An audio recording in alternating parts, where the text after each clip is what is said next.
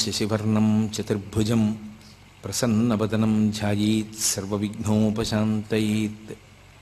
గురుర్బ్రహ్మా గురుర్విష్ణుః గురుర్దేవో మహేశ్వరః గురుః సాక్షాత్ పరబ్రహ్మ తస్మై శ్రీగురవై నమః.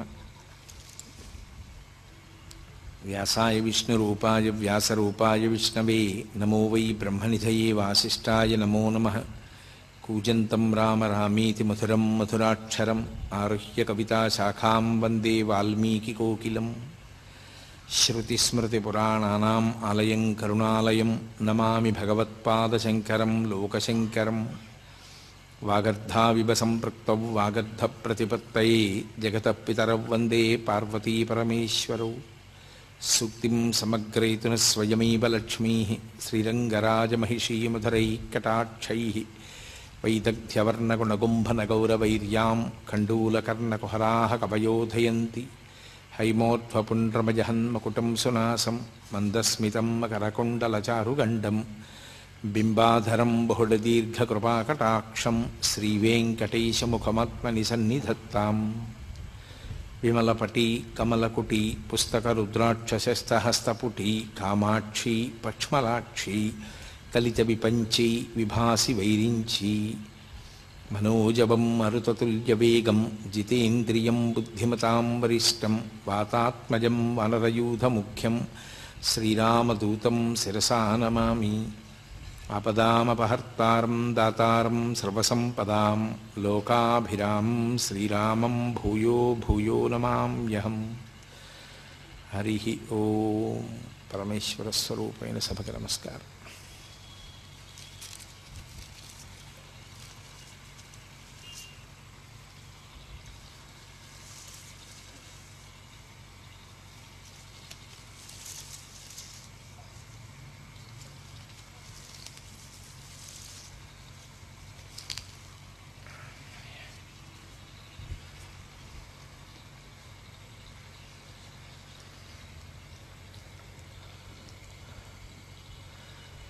అరుణాచల క్షేత్రం భగవాన్ రమణుల యొక్క తత్వం గురించి పరమేశ్వరుడు ఆదేశించినంత మేర అవకాశం ఇచ్చినంత మేర పరిశీలనం చేసుకుంటున్నాం.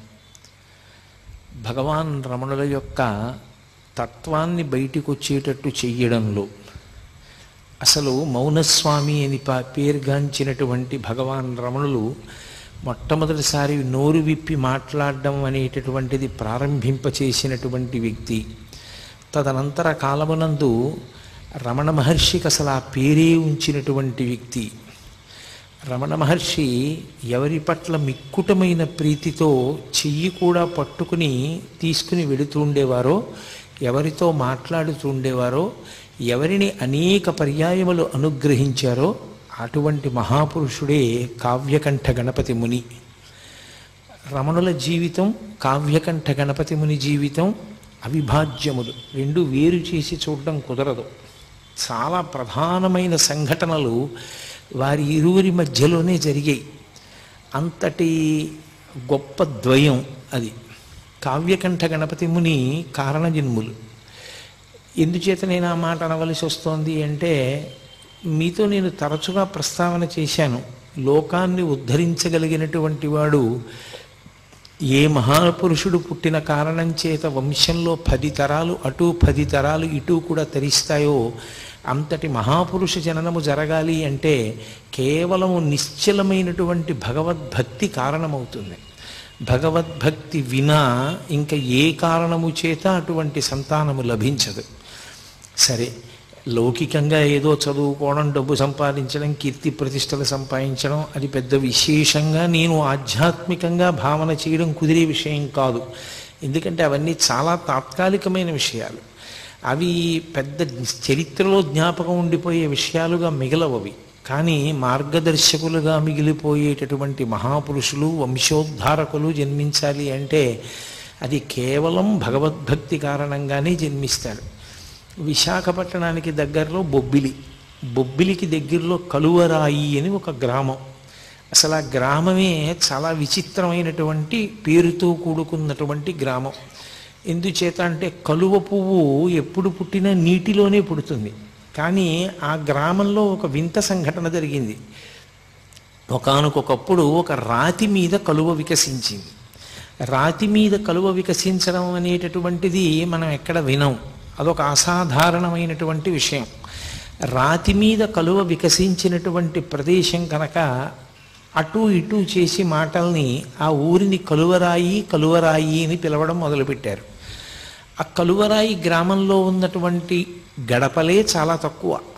అందులో మళ్ళీ చాలా ప్రధానమైనటువంటి ఒక ఇంటి పేరుతో కూడుకున్నటువంటి కుటుంబం ఒకటి ఉంటూ ఉండేది. ఆ ఇంటి పేరు చాలా చోట్ల ఉంది, అయ్యల సోమయాజులు అని. కానీ నాబాబు అన్నది ముందు చేరినటువంటి కుటుంబం ఆ కుటుంబం. నాబాబు అయ్యల సోమయాజుల అని. నాబాబు బిరుదునామం, అది అన్ని కుటుంబాలకి లేదు. అటువంటి బిరుదునామంతో కూడుకున్నటువంటి ఆ కుటుంబంలో ఒక తరం దగ్గరికి వచ్చేటప్పటికీ నరసింహశాస్త్రి గారని సద్బ్రాహ్మణుడు. ఆయన ఆయుర్వేద శాస్త్రంలోనూ జ్యోతిష శాస్త్రంలోనూ దిట్ట.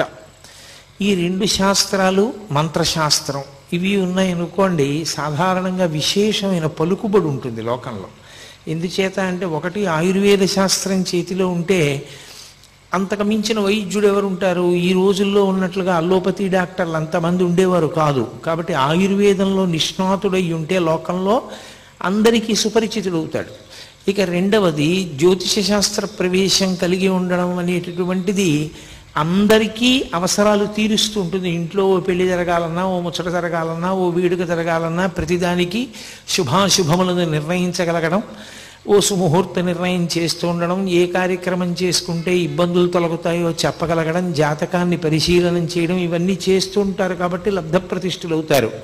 దానికి తోడు ఆయన గొప్ప మంత్రశాస్త్రవేత్త. అనేక మంత్రములను ఉపదేశం పొందాడు ఆయన. పొంది ఆ మంత్రములన్నిటినీ చాలా నిష్ఠతో ఆయన ప్రతిరోజు కూడా జపం చేస్తూ ఉండేవాడు. ఆయన స్వయంగా విఘ్నేశ్వర భక్తుడు. వినాయకుడంటే చాలా విశేషమైన ప్రీతి. అందున ఆయనకి ఇష్టదైవం డుంఠి గణపతి. డుంఠి గణపతి అంటే కాశీపట్టణంలో ఉంటారు. కంఠం మీద చంద్రవంక ఉంటుంది అని. ఆ చంద్రవంక ఉన్నటువంటి గణపతి డుంఠి గణపతి అని శ్రీనాథుడు వర్ణన చేశాడు. ఆ భీమఖండంలోనూ కాశీఖండంలోనూ కూడా వర్ణిస్తాడు. అందుకని అటువంటి డుంఠి గణపతి స్వరూపం అంటే ఆయనకి బహుధా ప్రీతి. ఆయనకి భార్య నరసమాంబ. ఆ తల్లి ఆయనకి తగినటువంటి ఇల్లాలు, అపారమైనటువంటి భక్తి తత్పరురాలు. ఆవిడ పతిసేవాపరాయణ, ఎప్పుడూ భర్తని సేవిస్తూ ఉండేది. వాళ్ళిద్దరికీ ఒక కుమారుడు జన్మించాడు. ఆవిడికి సూర్యనారాయణమూర్తి ఇష్టదైవం. ఆవిడ సూర్యనారాయణమూర్తిని ఉపాసన చేసేది. ఆ పుట్టినటువంటి కొడుక్కి భీమశాస్త్రి అని పేరు పెట్టారు. ఆ పిల్లవాడు పెరిగి పెద్దవాడు అవుతున్నాడు. వాడు చిన్న వయస్సులో ఉండగా అకస్మాత్తుగా అనారోగ్యం ఏర్పడింది. సాధారణంగా లోకంలో ప్రఖ్యాతి ఏమనుంది అంటే ఆరోగ్యం భాస్కరాదిచ్చేత్ అని. ఆరోగ్యమునిచ్చేటటువంటి వాడు సూర్య భగవానుడు అని. పైగా ఆయుర్వేద శాస్త్రం తెలిసినటువంటి వాడు భర్త. ఆ వ్యాధికి ఆయన వైద్యం చేస్తున్నప్పటికీ అతను ప్రాణాంతకమైనటువంటి స్థితిని చేరిపోయాడు. ఇక పిల్లవాడు బ్రతకడు అన్నారు. నిజంగా స్థితిని చేరాడు. ఆ పిల్లవాడు ఎగబూపిరి వచ్చేసింది. ఆ సమయంలో ఆవిడికి దేవతల మీద ఉన్న నమ్మకం అటువంటిది. ఆవిడ సూర్యనారాయణమూర్తికి మొక్కింది. నా కొడుక్కి ఆరోగ్యం ఇవ్వగలిగినటువంటి వాడివి నువ్వు తప్ప వేరొకరు లేరు. నేను నిన్ను నమ్మి ఉన్నాను. కాబట్టి నువ్వే నా కొడుకుని బతికించవలసింది అని కొద్దిగా అక్షతలు, ఒక పసుపు కొమ్ము, ఓ డబ్బు మూట కట్టి మీదు కట్టారంటారు. మీదు కట్టి ఎవరికో ఇచ్చి అరసవెల్లి పంపింది. నా కొడుకు బ్రతికితే నా కొడుకుని తీసుకుని నీ అరసవెల్లి క్షేత్రానికి వచ్చి తలనీలాలు ఇస్తాను. ఆమె యొక్క నిశ్చలమైన భక్తికి సూర్యనారాయణమూర్తి అనుగ్రహించాడు. అసలు మీకు చాలా ఆశ్చర్యం ఏమిటంటే, ఈ కంటితో చూడడానికి వీలైనటువంటి పరబ్రహ్మస్వరూపము సూర్యనారాయణమూర్తి ఒక్కడే. సూర్యనారాయణమూర్తి చేత రక్షింపబడినటువంటి పౌరాణికమైన విశిష్టమైన వ్యక్తులు లేరు. మహాభారతంలో ద్రౌపదీదేవి రక్షింపబడింది అంటే సూర్యనారాయణమూర్తి వల్లే. విరాట పర్వంలో సూర్యనారాయణమూర్తి కృచ్చిని పంపాడు కాబట్టి ఆమెని ఆవహించి కీచకుణ్ణి తోసేసి పడిపోయేటట్టుగా చేశాడు. అందువల్ల ద్రౌపదీదేవి తప్పించుకుంది. సరే, శ్రీరామచంద్ర ప్రభువు ఆదిత్య హృదయాన్ని ఉపదేశం పొంది అగస్త్య భగవానుడి దగ్గర ఆయన ఆ మంత్రజపం చేత రావణాసురుణ్ణి సంహరించగలిగారు అన్నది జగద్విదితం. సీతమ్మ తల్లి చాలా కష్టంలో ఉన్నప్పుడు ఆమె కూడా సూర్యనారాయణమూర్తిని ఉపాసన చేస్తూ ఉండిపోయింది రాముని యొక్క విజయం కోసం. కాబట్టి అసలు సూర్యనారాయణమూర్తిని ఉపాసన చెయ్యనటువంటి వాళ్ళు లోకంలో లేరు. లలితా సహస్రనామ స్తోత్రానికి భాష్యం ఇచ్చినటువంటి భాస్కరరాయల వారు కూడా గొప్ప సూర్యోపాసకుడు. ఆయనకి సూర్యభగవానుడు ప్రత్యక్షమయ్యాడు కూడా. కాబట్టి ఆ తల్లి సూర్యనారాయణమూర్తికి నమస్కారం చేసింది. ఆ నరసమాంబ, నా కుమారుడు బ్రతికి బట్ట కడితే వాడి 3వ ఏట వచ్చినప్పుడు నేను తీసుకొచ్చి తలనీలాలు ఇస్తాను, నీ దగ్గరే దర్శనం చేసుకుంటాం కుటుంబం అంతా. ఆశ్చర్యకరంగా పిల్లవాడు బతికాడు. ఆ పిల్లవాడిని తీసుకుని తలనీలాలు ఇవ్వడం కోసమని బయలుదేరి అరసవిల్లి క్షేత్రానికి చేరారు. అప్పుడు పెద్ద ఉత్సవం జరుగుతోంది. ఆ ఉత్సవంలో దంపతులు ఇద్దరూ చాలా సంతోషించారు. ఈశ్వర దేవాలయాన్ని చూసి కొడుకుతో కలిసి సూర్యనారాయణమూర్తిని దర్శనం చేసుకున్నారు. దర్శనం చేసుకుని ఆ దేవాలయ ప్రాంగణంలోనే ఒక చోట భార్యాభర్తలు ఇరువురూ కూడా నిద్ర చేశారు. అసలు యథార్థమునకు ఏదైనా క్షేత్రానికి వెడితే రాత్రి ఉండకుండా రాకూడదు, రాత్రి నిద్ర చెయ్యాలి. నిద్ర చేసి రావాలి క్షేత్రంలో. నిద్ర చేయకుండా ఏదో పొద్దున్నే బయలుదేరి వెళ్ళిపోయి దర్శనం చేసుకుని వెంటనే వెళ్ళకూడదు. క్షేత్రము అంటే నిద్ర చేయవలసినటువంటి ప్రదేశము అని. కాబట్టి వాళ్ళు నిద్ర చేశారు అరసవిల్లిలో. ఆవిడ నిద్రపోతున్నప్పుడు తెల్లవారుజాము సమయం అయింది. ఈ భర్తగారైనటువంటి నరసింహశాస్త్రి గారు కాలకృత్యాలు తీర్చుకోవడం కోసమని దూరంగా వెళ్ళాడు. ప్రాతకాలం ఆవిడికి బాగా గాఢమైన నిద్ర పట్టింది. ఆ నిద్రలో ఆవిడికి ఒక దేవతా స్వరూపం ప్రత్యక్షమైంది. పచ్చగా మెరిసిపోతోంది అగ్నికాంతితో ఒక స్త్రీ. ఆమె అరసవిల్లి దేవాలయంలోంచి బయలుదేరి వచ్చి ఒక బంగారు పాత్రను, ఒక దాన్ని పాయస పాత్రని ఆమె చేతిలో ఉంచింది. ఉంచి ఆమె అంతర్ధానం అయిపోయింది. ఆవిడికి కల వచ్చినట్టుగా అనిపించలేదు, యథార్థంగా ఎవరో వచ్చి తన చేతిలో కలశం ఉంచినట్టే అనిపించింది. ఆవిడ నిద్ర లేచిన తర్వాత నరసింహశాస్త్రి గారు తిరిగి వచ్చి విచారణ చేస్తే ఆమె తన స్వప్న వృత్తాంతాన్ని చెప్పింది. ఆయన స్వప్నశాస్త్రం కూడా తెలిసినవాడు. అందుకని ఆయన అన్నాడు, సాధారణంగా ఇలాంటి కల వస్తే ఆమె గర్భిణి అవుతుంది. గర్భచిహ్నములు కనపడితే నీ కడుపున పుట్టబోయేటటువంటి పిల్లవాడు దైవాంశ సంభూతుడవుతాడు. నీకు కనపడినటువంటి స్వరూపాన్ని హిరణ్మయి అని పిలుస్తారు. ఆ హిరణ్మయీ స్వరూపం సూర్యనారాయణమూర్తి యొక్క తేజోమండలం నుంచి వచ్చినటువంటి అగ్నిస్వరూపం. అది కలశ నీ చేతిలో ఉంచింది అంటే తప్పకుండా నీ కడుపున చాలా గొప్ప పిల్లవాడు ఒకడు జన్మిస్తాడు. నాకు ఎప్పటి నుంచో ఒక కోరిక ఉంది, ఆ కోరిక తీర్చవలసినటువంటి కొడుకు నిమ్మని నేను గణపతిని ప్రార్థిస్తున్నాను, అలాంటి కొడుకుని ఇస్తాడేమో అన్నాడు. ఏమిటైన ప్రార్థన? అప్పటికి భారతదేశానికి స్వాతంత్ర్యం రాలేదు. ఇతర విశ్వాసముల వాళ్ళు సనాతన ధర్మాన్ని ఏమీ తెలియకపోయినా నిష్కారణ విమర్శ చేసి భారతదేశపు సంస్కృతి సంప్రదాయములను పాడు చేస్తున్నారు. నరసింహశాస్త్రి గారు ఇప్పుడు బతికుంటే రోజూ గుండెలు బాదుకునేవాడేమో. కాబట్టి ఆయన బెంగ పెట్టుకుని పరమేశ్వరుణ్ణి ప్రార్థన చేశాడు. విశేషమైనటువంటి వాగ్ధాటి కలిగినటువంటి వాడు, గొప్ప ఆశు కవితా ధార కలిగిన వాడు, సరస్వతీ కటాక్షం ఉన్నవాడు, ధైర్యంగా సభలో నిలబడి సనాతన ధర్మము యొక్క వైభవమును చాటి చెప్పగలిగిన వాడు, అటువంటి పిల్లవాడు నాకు కావాలి అని. అటువంటి కొడుకు పుడతాడేమో, సూర్యనారాయణమూర్తి అనుగ్రహించి ఉంటాడు, అందుకే హిరణ్మయీ స్వరూపం నీకు దర్శనమిచ్చింది అన్నాడు. కొంతకాలం అయింది, ఇంటికి వెళ్ళారు. ఆమెకి గర్భ సూచనలు కనపడ్డాయి. వెంటనే ఆమెని ఆమె పుట్టింటికి పంపించేసి తాను తీర్థయాత్రకు బయలుదేరి కాశీపట్టణానికి వెళ్ళాడు. ఆయనకి డుంఠి గణపతి అంటే మహాప్రీతి. వెళ్ళి కాశీపట్టణంలో ప్రతిరోజు గంగా స్నానం చేయడం, డుంఠి గణపతి దగ్గర కూర్చోవడం, గణపతి యొక్క మంత్రాన్ని జపం చేసుకుంటూ ఉండడం, అది ఆయన చేసేటటువంటి కార్యక్రమం. ఒకానొకప్పుడు కార్తీక మాసం వచ్చింది.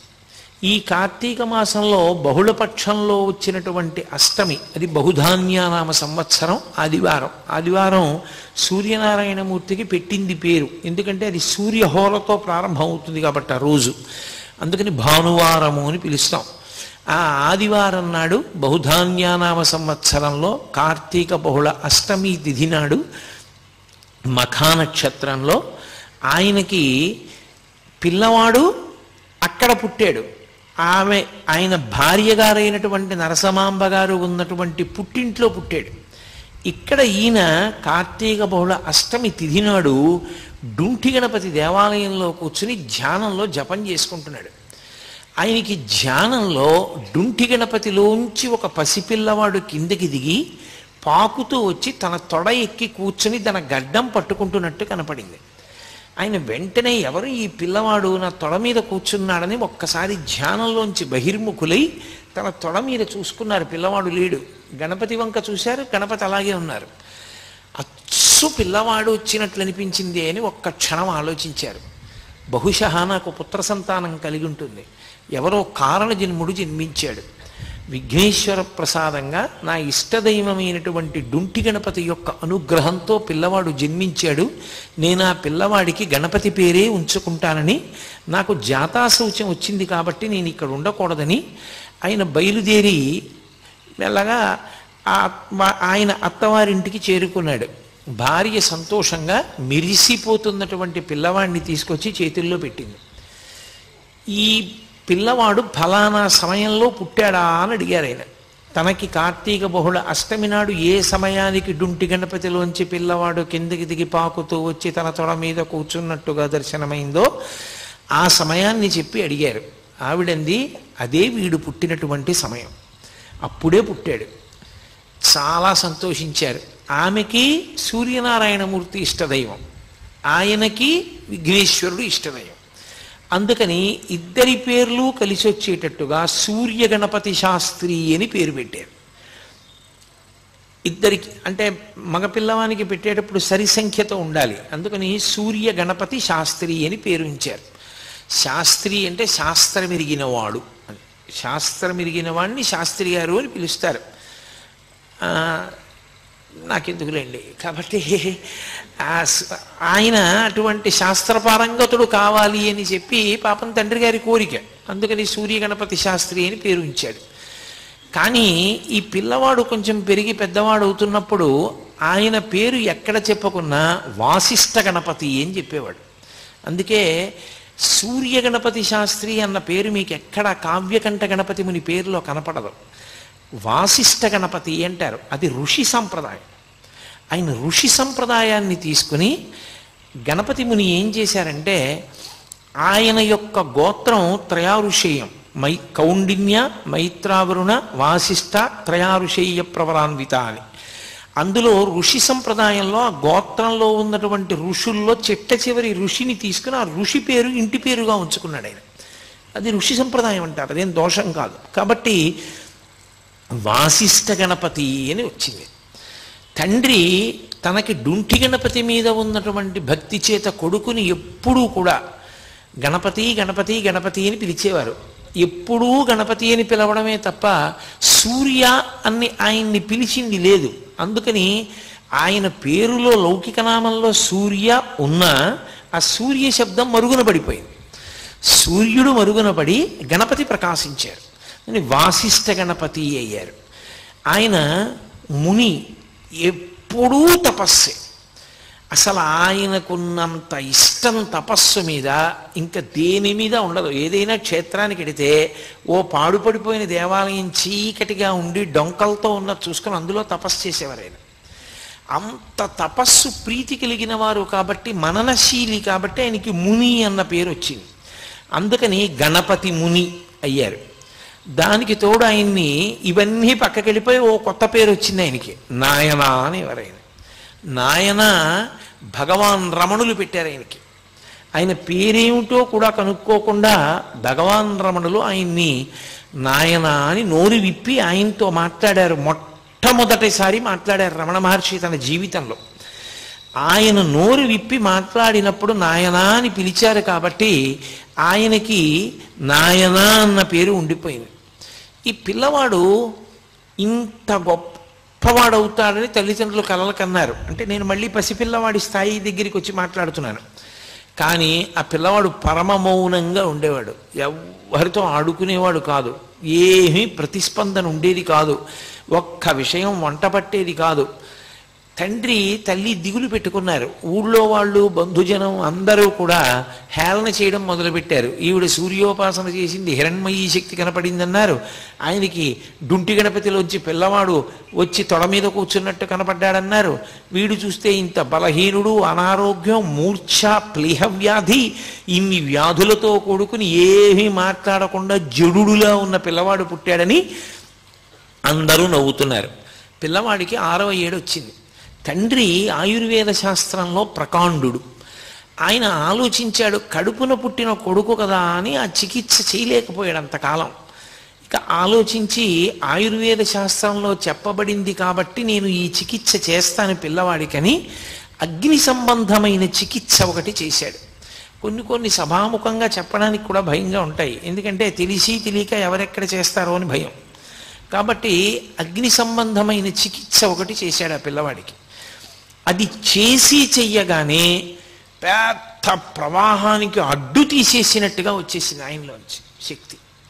వచ్చేసి విశేషంగా మాట్లాడడం మొదలుపెట్టాడు. అపారమైనటువంటి కవితాధార. చాలా చిన్న వయస్సులో 7-8 సంవత్సరాలు వచ్చేటప్పటికే సంస్కృత భాష కరతలామలకమైంది. ఆయన 10వ ఏటలోనే పాండవ ధార్తరాష్ట్ర సంభవము అనబడేటటువంటి అద్భుతమైనటువంటి గ్రంథాన్ని రచించాడు. ఆ పిల్లవాడు ఎన్ని మంత్రాలు తండ్రి దగ్గర ఉపదేశం పొందాడు. తల్లిగారి దగ్గర సూర్యనారాయణమూర్తి యొక్క ఉపాసన, భక్తి అంతటినీ పుణికి పుచ్చుకున్నాడు. అన్నిటినీ మించి అంత చిన్న పిల్లవాడిని పంచాంగం ఎలా గుణిస్తారో నేర్పడానికి తండ్రి పంపించాడు. 4 రోజులు వెళ్ళి పంచాంగం ఎలా గుణిస్తారో నేర్చేసుకుని పంచాంగం మీద కాల గణనానికి సంబంధించిన శాస్త్రం చదివి పంచాంగ గణనం చేసే శాస్త్రి గారికి ఇలా చేస్తే బాగుంటుందనో కొత్త పద్ధతిని నేర్పాడు ఆయన. అంతటి ఏకసంతాగ్రాహి. దానికి తోడు అపారమైనటువంటి శారదా కటాక్షం. దేని మీదైనా సరే ఆయన ఆసువుగా అద్భుతమైనటువంటి సంస్కృత శ్లోకాల్ని అసలు అదొక పెద్ద వర్షమే అలా వర్షించేవారు. దానికి తోడు జ్యోతిష శాస్త్రమనందు ప్రకాండు. అంత గొప్ప శక్తిని పొందాడు. ఆయనకి ఒక చెల్లెలు అన్నపూర్ణ, ఓ తమ్ముడు శివరామశాస్త్రి పుట్టారు. పుట్టిన తరువాత కొంతకాలానికి ఈవిడ విశాలాక్ష మహాతల్లి నరసమాంబ గారు తల్లిగారు మళ్ళీ గర్భం ధరించారు. లోపల కవల పిల్లలు ఉన్నారు అన్నారు. ఇంకొక గంటలో పురుడు వస్తుంది. పెద్ద కొడుకు ఈయన ఆ పెద్ద కొడుకు పాప భీమశాస్త్రి బతికాడు. ఈయన రెండో కొడుకు. ఈ రెండో కొడుకు వీధిలో కూర్చుని ఉన్నాడు కుర్చీలో, ఇంకా చిన్నపిల్లవాడు. ఆవిడ ఎందుకో వచ్చి ఆ కొడుకుని అడిగారు, నాయన ఇంకొక గంటలో పురుడు వచ్చేటటువంటి స్త్రీకి పుట్టే పిల్లలు ఆమె ఎలా ఉంటారు అని అడిగారు. ఆయన దగ్గర పుస్తకం అవి ఏం లేవు, ఆయన కూర్చుని ఉన్నారు ఇలా. ఆయన అన్నారా, ఆవిడ బతకదమ్మా, ఆవిడ పిల్లలు కూడా చచ్చిపోతారు అన్నారు. అది పినతండ్రి గారు విన్నాడు. ఒరే వీడు ఇలా చెప్పాడు రా, ఆవిడ అడుగుతున్నదేమో సొంత తల్లి అడిగింది, వీడు అమ్మకి పురిటి సమయం ఆసన్నమైందని తెలిసే చెప్పాడా తెలియక చెప్పాడా? వీడి చేతిలో పంచాంగం లేదు, వీడేమీ గణన చేయలేదు, ఎలా చెప్పాడు 1 గంటలో కానీ పురుడు వస్తే తల్లి పిల్లలు కూడా చనిపోతారని? అని ఏదో పిల్లాడు, పెద్ద దానికి పట్టించుకోవాల్సిన విషయం ఏముందని వదిలేశాడు ఆయన. ఆయన ఒక్కడే విన్నాడు ఆ మాట. ఆవిడ వెనక్కి తిరిగి వెళ్ళిపోతూ గొణుక్కుంది. పోనీలే నాయనా, నేను పిల్లలు అలాగే చచ్చిపోతే నోటి మాట అంత శక్తివంతమైన మహాపురుషుడు యొక్క తల్లిని అయ్యి ఉంటాను కదా అంటూ వెళ్ళింది. ఖచ్చితంగా గంట తర్వాత పురుడు వచ్చింది. ఆవిడ 2 పిల్లలు చనిపోయారు. చనిపోగానే ఆ పినతండ్రి గారు ఈ వార్త అందరికీ చెప్పాడు.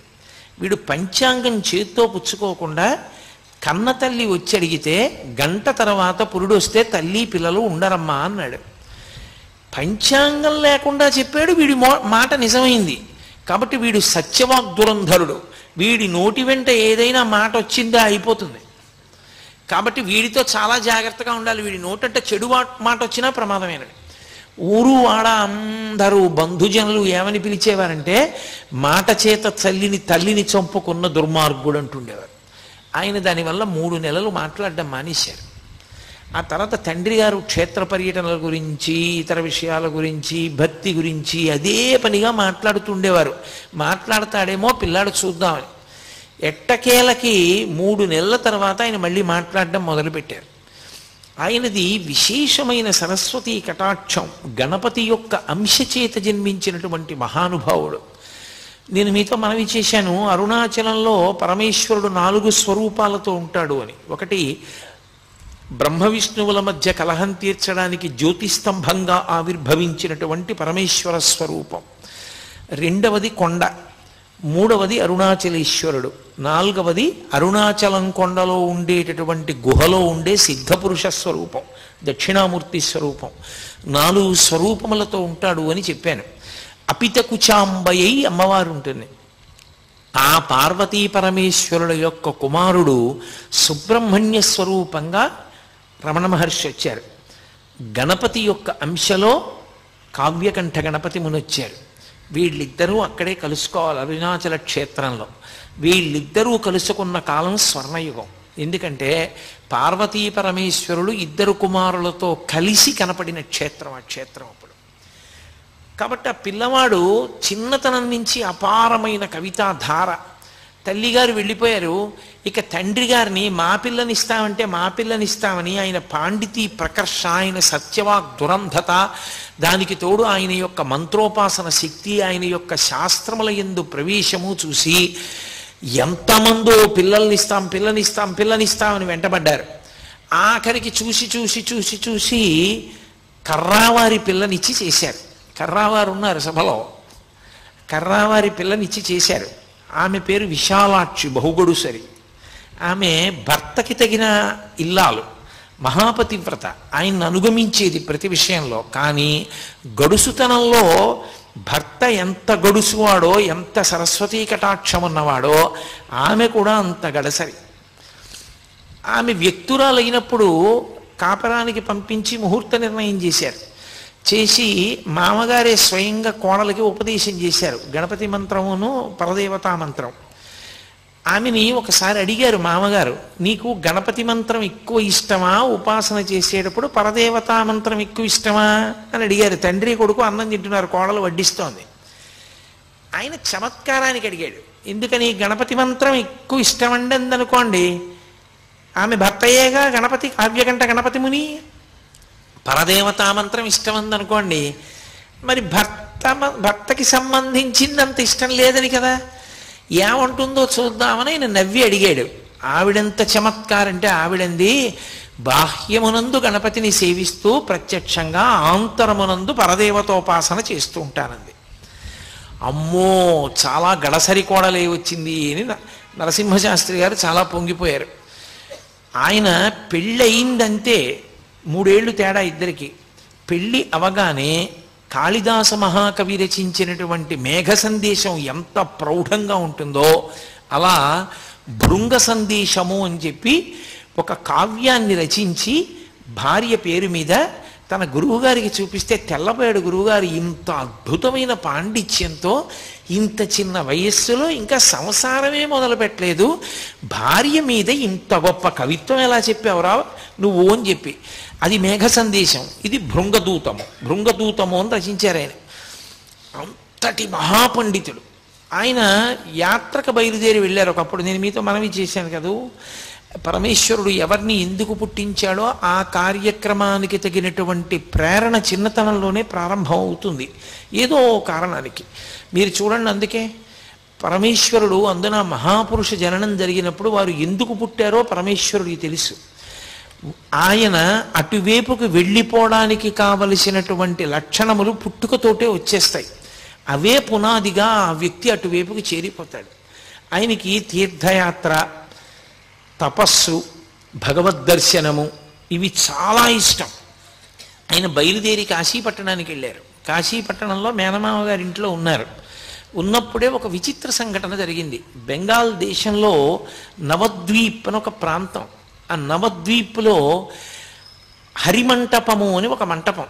ఆ మంటపంలో ప్రత్యేకంగా ప్రతి సంవత్సరం అపారమైనటువంటి పాండితీ ప్రకర్ష కలిగినటువంటి విద్వాంసుల్ని తీసుకొచ్చి వాళ్లతో చర్చించి అపారమైన శక్తి ఉన్నవాడు, అంతటి కవన శక్తి ఉన్నవాడు అన్న వాళ్ళకి కావ్యకంఠ అన్న బిరుదిస్తూ ఉంటారు. వాళ్ళు దక్షిణ దేశం వైపు నుంచి, అంటే ప్రత్యేకించి ఆంధ్రదేశం అటువైపు నుంచి వచ్చిన వాళ్ళంటే వాళ్ళ దృష్టిలో పెద్ద పాండిత్యం ఉన్నవాళ్ళు కారని వాళ్ళకు ఒక అపోహ ఉండేది. అందుకని ఎవరిని అసలు దగ్గరికే రానిచ్చేవారు కాదు. అందులో అంబికా దత్తు అని ఒక ఆయన ఉండేవాడు. ఆయన ఆధ్యక్షం వహిస్తుండేవాడు ఆ సభకి. ఆయనకి సింహం అని పేరు సంస్కృత భాషలో. అంతటి మహానుభావుడు. కాబట్టి ఆయన దగ్గర పరీక్షకి నిలబడి ఆ బిరుదం పొందడం అంటే అంత తేలిక విషయం కాదు. నిన్నగాక మొన్న పెళ్ళైన పిల్లాడు ఈయన గణపతి ముని ఆ బిరుదం కోసం అని చెప్పి నవద్వీప్లో ఆ హరిమందిర ప్రవేశం చేశారు. చాలా కష్టపడ్డారు దానికోసం. ఆయన ఆ లోపలికి వెళ్ళడం అంత కష్టమైందంటే, ఇప్పుడు నేను కావ్యకంఠ గణపతి ముని యొక్క జీవితాన్ని పూర్తిగా విచారణ చేయడం నా ఉద్దేశ్యం కాదు. ప్రధానం ఏమిటంటే అరుణాచలంతో సంబంధం గురించి మాట్లాడడం. అందుకని నేను ఆ విషయాల్ని దాటవేస్తున్నాను. ఆయన కొన్ని సమస్యాపూరణాలు ఇచ్చాడు. చాలా మీరు ఎప్పుడైనా చదివితే అసలు నిజంగా పిల్లవాడు ఇలా ఎలా నిలబడ్డాడు, ఎలా మాట్లాడాడరా అని చాలా ఆశ్చర్యం వేస్తుంది. అంత గొప్ప సమస్యాపూరణాలు ఇచ్చారు. అవలీలగా వాదించి ఆఖరికి ఎంత స్థాయిలో బెదిరించారంటే ఆ అంబికా దత్ అన్న ఈయన్నేదో చిన్నతనం చేసి మాట్లాడబోయాడు. ఆయన అన్నారు, గణపతి ముని నువ్వు అంబికా దత్తుడివి, కన్న కొడుకువి కావు, నేను గణపతిని కన్న కొడుకుని, నేనా నువ్వా ఎవరెక్కువ పరదేవత కన్నారు. తెల్లబోయాడు ఆయన.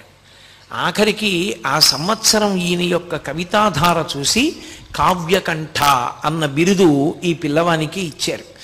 దాంతో ఈయన యొక్క యశశ్చంద్రికలు అంతటా వ్యాపించడం మొదలుపెట్టాయి. సరే, అక్కడి నుంచి బయలుదేరారు, ఇంటికి వచ్చారు. నేను ప్రధానమైనటువంటి భాగంలోకి రావలసి ఉంటుంది కదూ. ఆయన బయలుదేరి దక్షిణ దేశానికి యాత్రకు వచ్చారు. వచ్చి కాంచీపురం వెళ్ళి కాంచీపురంలో కొన్ని కోట్ల పర్యాయములు శివ శక్తి సంబంధమైనటువంటి మంత్రములను జపం చేశారు. జపం చేసి ఆయన అక్కడి నుంచి అరుణాచల క్షేత్రానికి వచ్చారు. వచ్చి అరుణాచల క్షేత్రంలో అపితకుచాంబ అరుణాచలేశ్వరుల ముందు నుంచి వెళ్ళాలి. స్మార్తులకు నియమం ఏమిటంటే ముందు పరమేశ్వర దర్శనం చేసి అమ్మవారి దర్శనం చేస్తారు. అంతేకాని ముందు అమ్మవారి దర్శనం చేసి అయ్యవారి దర్శనానికి వెళ్ళరు. కానీ కావ్యకంఠ గణపతి మునికి అన్నీ తెలిసున్నా ఆ రోజు ఆయన ఎందుకో ముందు అపితకుచాంబ దర్శనానికి వెళ్ళారు. ఆయన వెళ్ళి అపితకుచాంబ ముందు ఇలా నిలబడి చేతులొగ్గి నమస్కారం చేస్తున్నారు. అంతే, అమ్మవారికి అలంకారం చేసినటువంటి పువ్వులన్నీ జల రాలి కింద పడిపోయి, ఓహో నన్ను అమ్మ అనుగ్రహించింది, గణపతి కదు, మరి గణపతి అంశ కదూ. ఆవిడికి అందులో కొడుకుని చూస్తే మహాప్రీతి, హేరంబుడిని పేరు మహానుభావుడికి. అమ్మవారు యొక్క కళ తగ్గించవలసి వస్తే శంకరాచార్యుల వారు ఎదురుగుండా గణపతి ప్రతిష్ఠ చేసేవారు. శ్రీకాళహస్తి క్షేత్రానికి కూడా ఆవిడ గణపతితో కలిసే వచ్చింది. కాబట్టి పెద్ద కొడుకు అంత ప్రీతి ఆవిడికి గణపతి అంటే. అందుకని చూడగానే ఆవిడ మించి పువ్వులన్నీ రాలిపడ్డాయి. చాలా సంతోషించారు ఆయన. అమ్మ అనుగ్రహం కలిగింది అనుకున్నారు. ఆయనతో పాటు తమ్ముడు శివరామశాస్త్రి కూడా వచ్చాడు. వచ్చి ఆయన అరుణాచలేశ్వర దర్శనానికి వెళ్ళారు. అప్పటి వరకు తీర్థయాత్రలో ఎన్నో దేవాలయాలకు వెళ్ళారు, ఎన్నో దర్శనాలు చేశారు.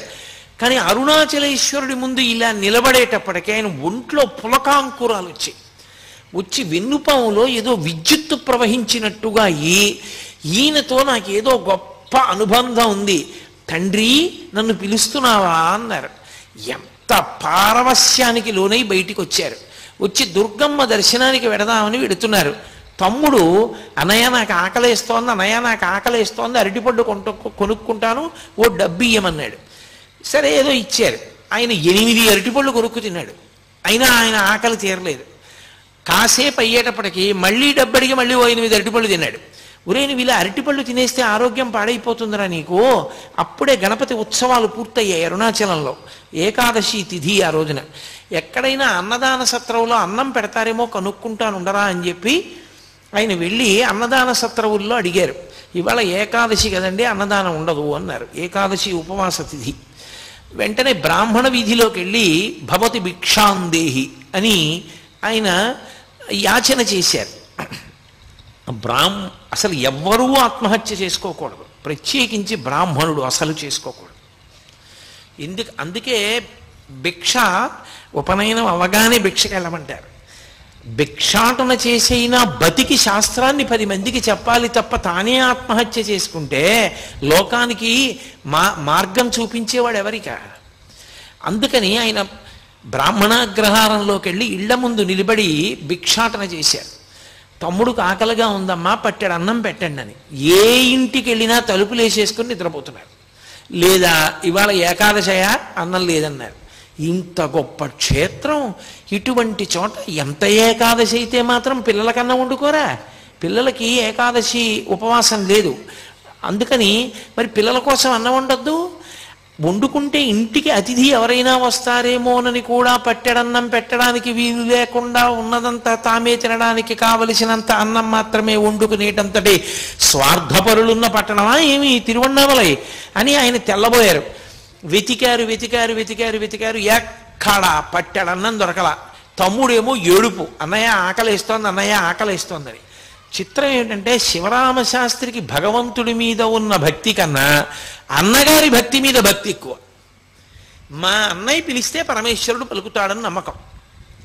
ఆయనకి ఏం చెయ్యాలో అర్థం కాక కొండవంక తిరిగి పార్వతీ పరమేశ్వరులను అడిగారు. అమ్మా, తమ్ముడు ఆకలితో ఏడుస్తున్నాడమ్మా, పట్టెడు అన్నం పెట్టవా అని చీకట్లో వెళ్ళిపోతున్నారు.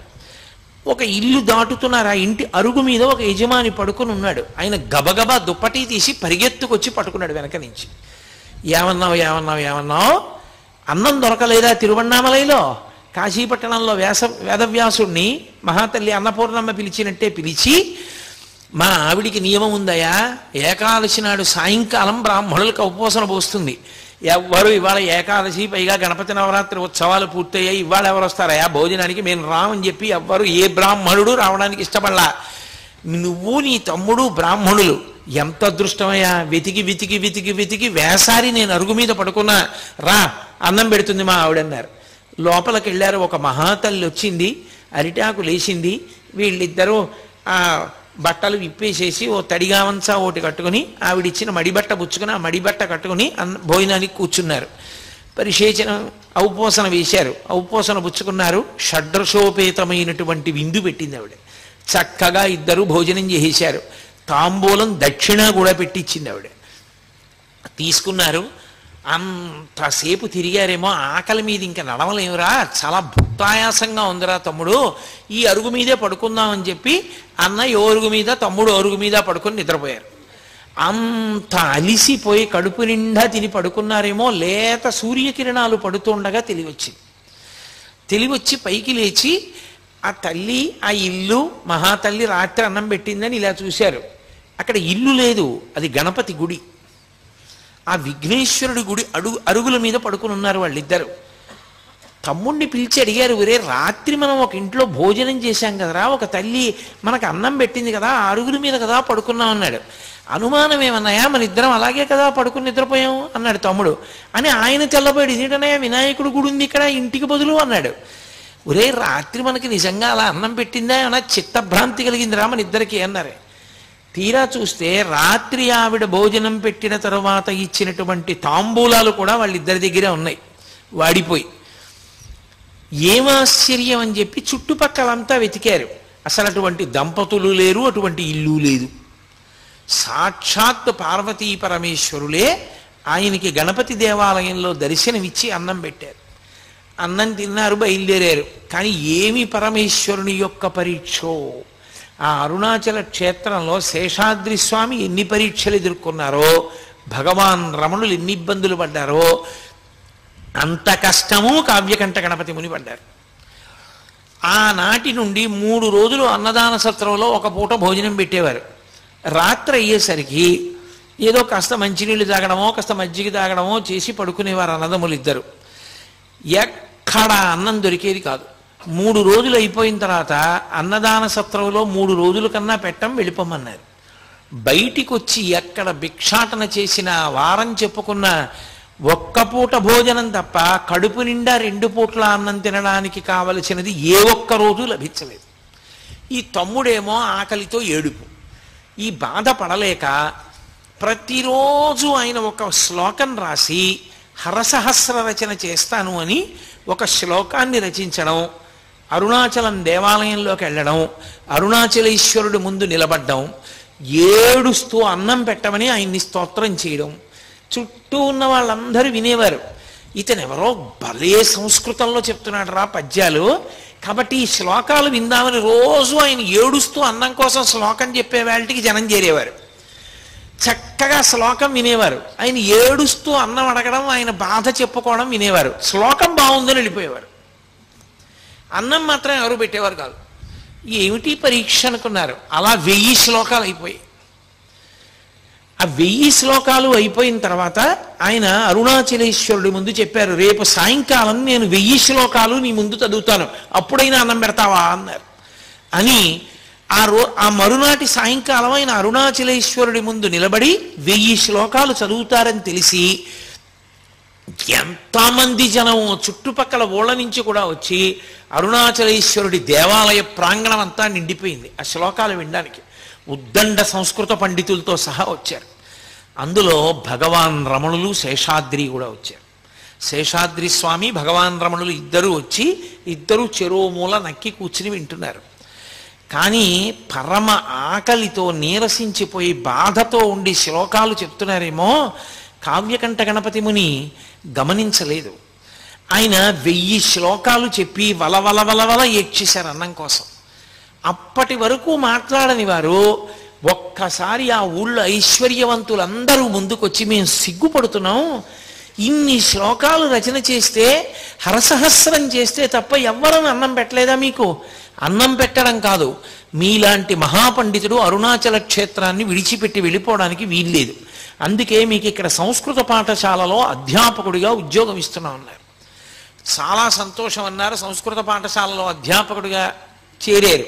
చిత్రం ఏమిటంటే వాళ్ళు నియమం పెట్టారు, మీరు తమిళ భాషలో చెప్పాలి, సంస్కృతంలో ఉన్న విషయాల్ని తమిళ భాషలో చెప్పాలి, కాబట్టి తమిళ భాషలో అనర్గళంగా మాట్లాడడం మీకు రావాలి అన్నారు. ఆయన అన్నారు, నాకు ఉద్యోగం ఇచ్చేసేయండి, నేను ముందు పాఠాలు చెప్పడం మొదలు పెడతాను, 10 రోజులు సమయం ఇవ్వండి, 10 రోజుల సమయంలో అనర్గళమైనటువంటి తమిళ భాషలో మాట్లాడి పిల్లలకు పాఠం చెప్తానన్నారు. అప్పటికి ఆయనకు ఒక ముక్క రాదు అందులో తమిళంలో. సరే చూద్దాం ఇంత గొప్ప కవి ఏమవుతుందో అని ఉద్యోగం ఇచ్చారు. 11వ రోజున కళాశాల ప్రధానోపాధ్యాయుడు అటుగా వస్తూ ఈయన 11వ రోజు వచ్చింది కదా ఏం చెప్తున్నాడని చూశారు. ఆయన మాట్లాడుతున్నటువంటి తమిళ భాష చూసి ఆయన తెల్లబోయారు, ఇంత గొప్ప తమిళం మనకు కూడా రాదు, 10 రోజుల్లో ఎక్కడ నేర్చుకున్నాడు రాని. అంతటి సరస్వతీ కటాక్షం. సరే సంస్కృత పాఠశాలలో చేరారు. విశాలాక్షమ్మ గారు కూడా కాపరానికి వచ్చారు. సంతోషంగా కాలం గడుపుతున్నారు. శివరామశాస్త్రి కొంతకాలం అయిపోయిన తర్వాత నేను వెళ్ళిపోతానన్నాడు, ఇంటికి వెళ్ళిపోయాడు. నడుస్తుండగా అకస్మాత్తుగా ఆయనకు ఒక అనుమానం వచ్చింది. ఏమిట్రా ఇలా ఎన్నాళ్ళు కూర్చుని ఎందుకు ఆ పాఠం చెప్పుకోవడం ఏమిటి, ఇంటికి రావడం ఏమిటి, పండితులందరూ చుట్టూ చేరడం ఏమిటి, వీళ్ళతో కావ్యగోష్ఠి ఏమిటి, అసలు నేను తపస్సు చేసి ఎన్నాళ్ళయింది, ఇలా కాదు, నాకు ఈ కావ్యాది విషయాల్లో ప్రవేశం ఉంది కానీ స్వరంతో నేను వేదం నేర్చుకోలేదు, కాబట్టి నేను వేదం నేర్చుకుంటానని ఒక వేద పాఠశాలలో చేరాను. చేరి ఆ వేద పాఠశాలలో వేదాలన్నీ నేర్పేటటువంటి ఒక అధ్యాపకుడు ఉండేవారు. అనతి కాలంలో కొద్ది రోజుల్లోనే స్వరంతో వేదమంత్రాలన్నీ వచ్చేసాయి ఆయనకి. వచ్చేసి ఆయన సాయణాచార్యుల వారు చేసినటువంటి వేద భాష్యాలన్నీ చదివేసి వేదం నేర్పిన గురువు గారికి కొద్ది రోజుల్లోనే వేదమంత్రాలకి భాష్యం కూడా నేర్పారు.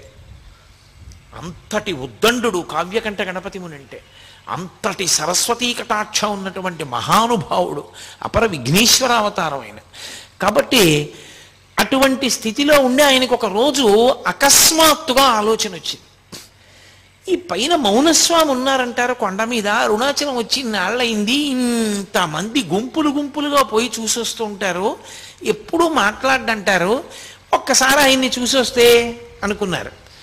సరే ఎక్కడుంటారు ఏమిటి అని విశ్వనాథ అయ్యర్ అని ఆయన స్నేహితుడు, ఆయన్ని అడిగారు తీసుకెళ్ళమని.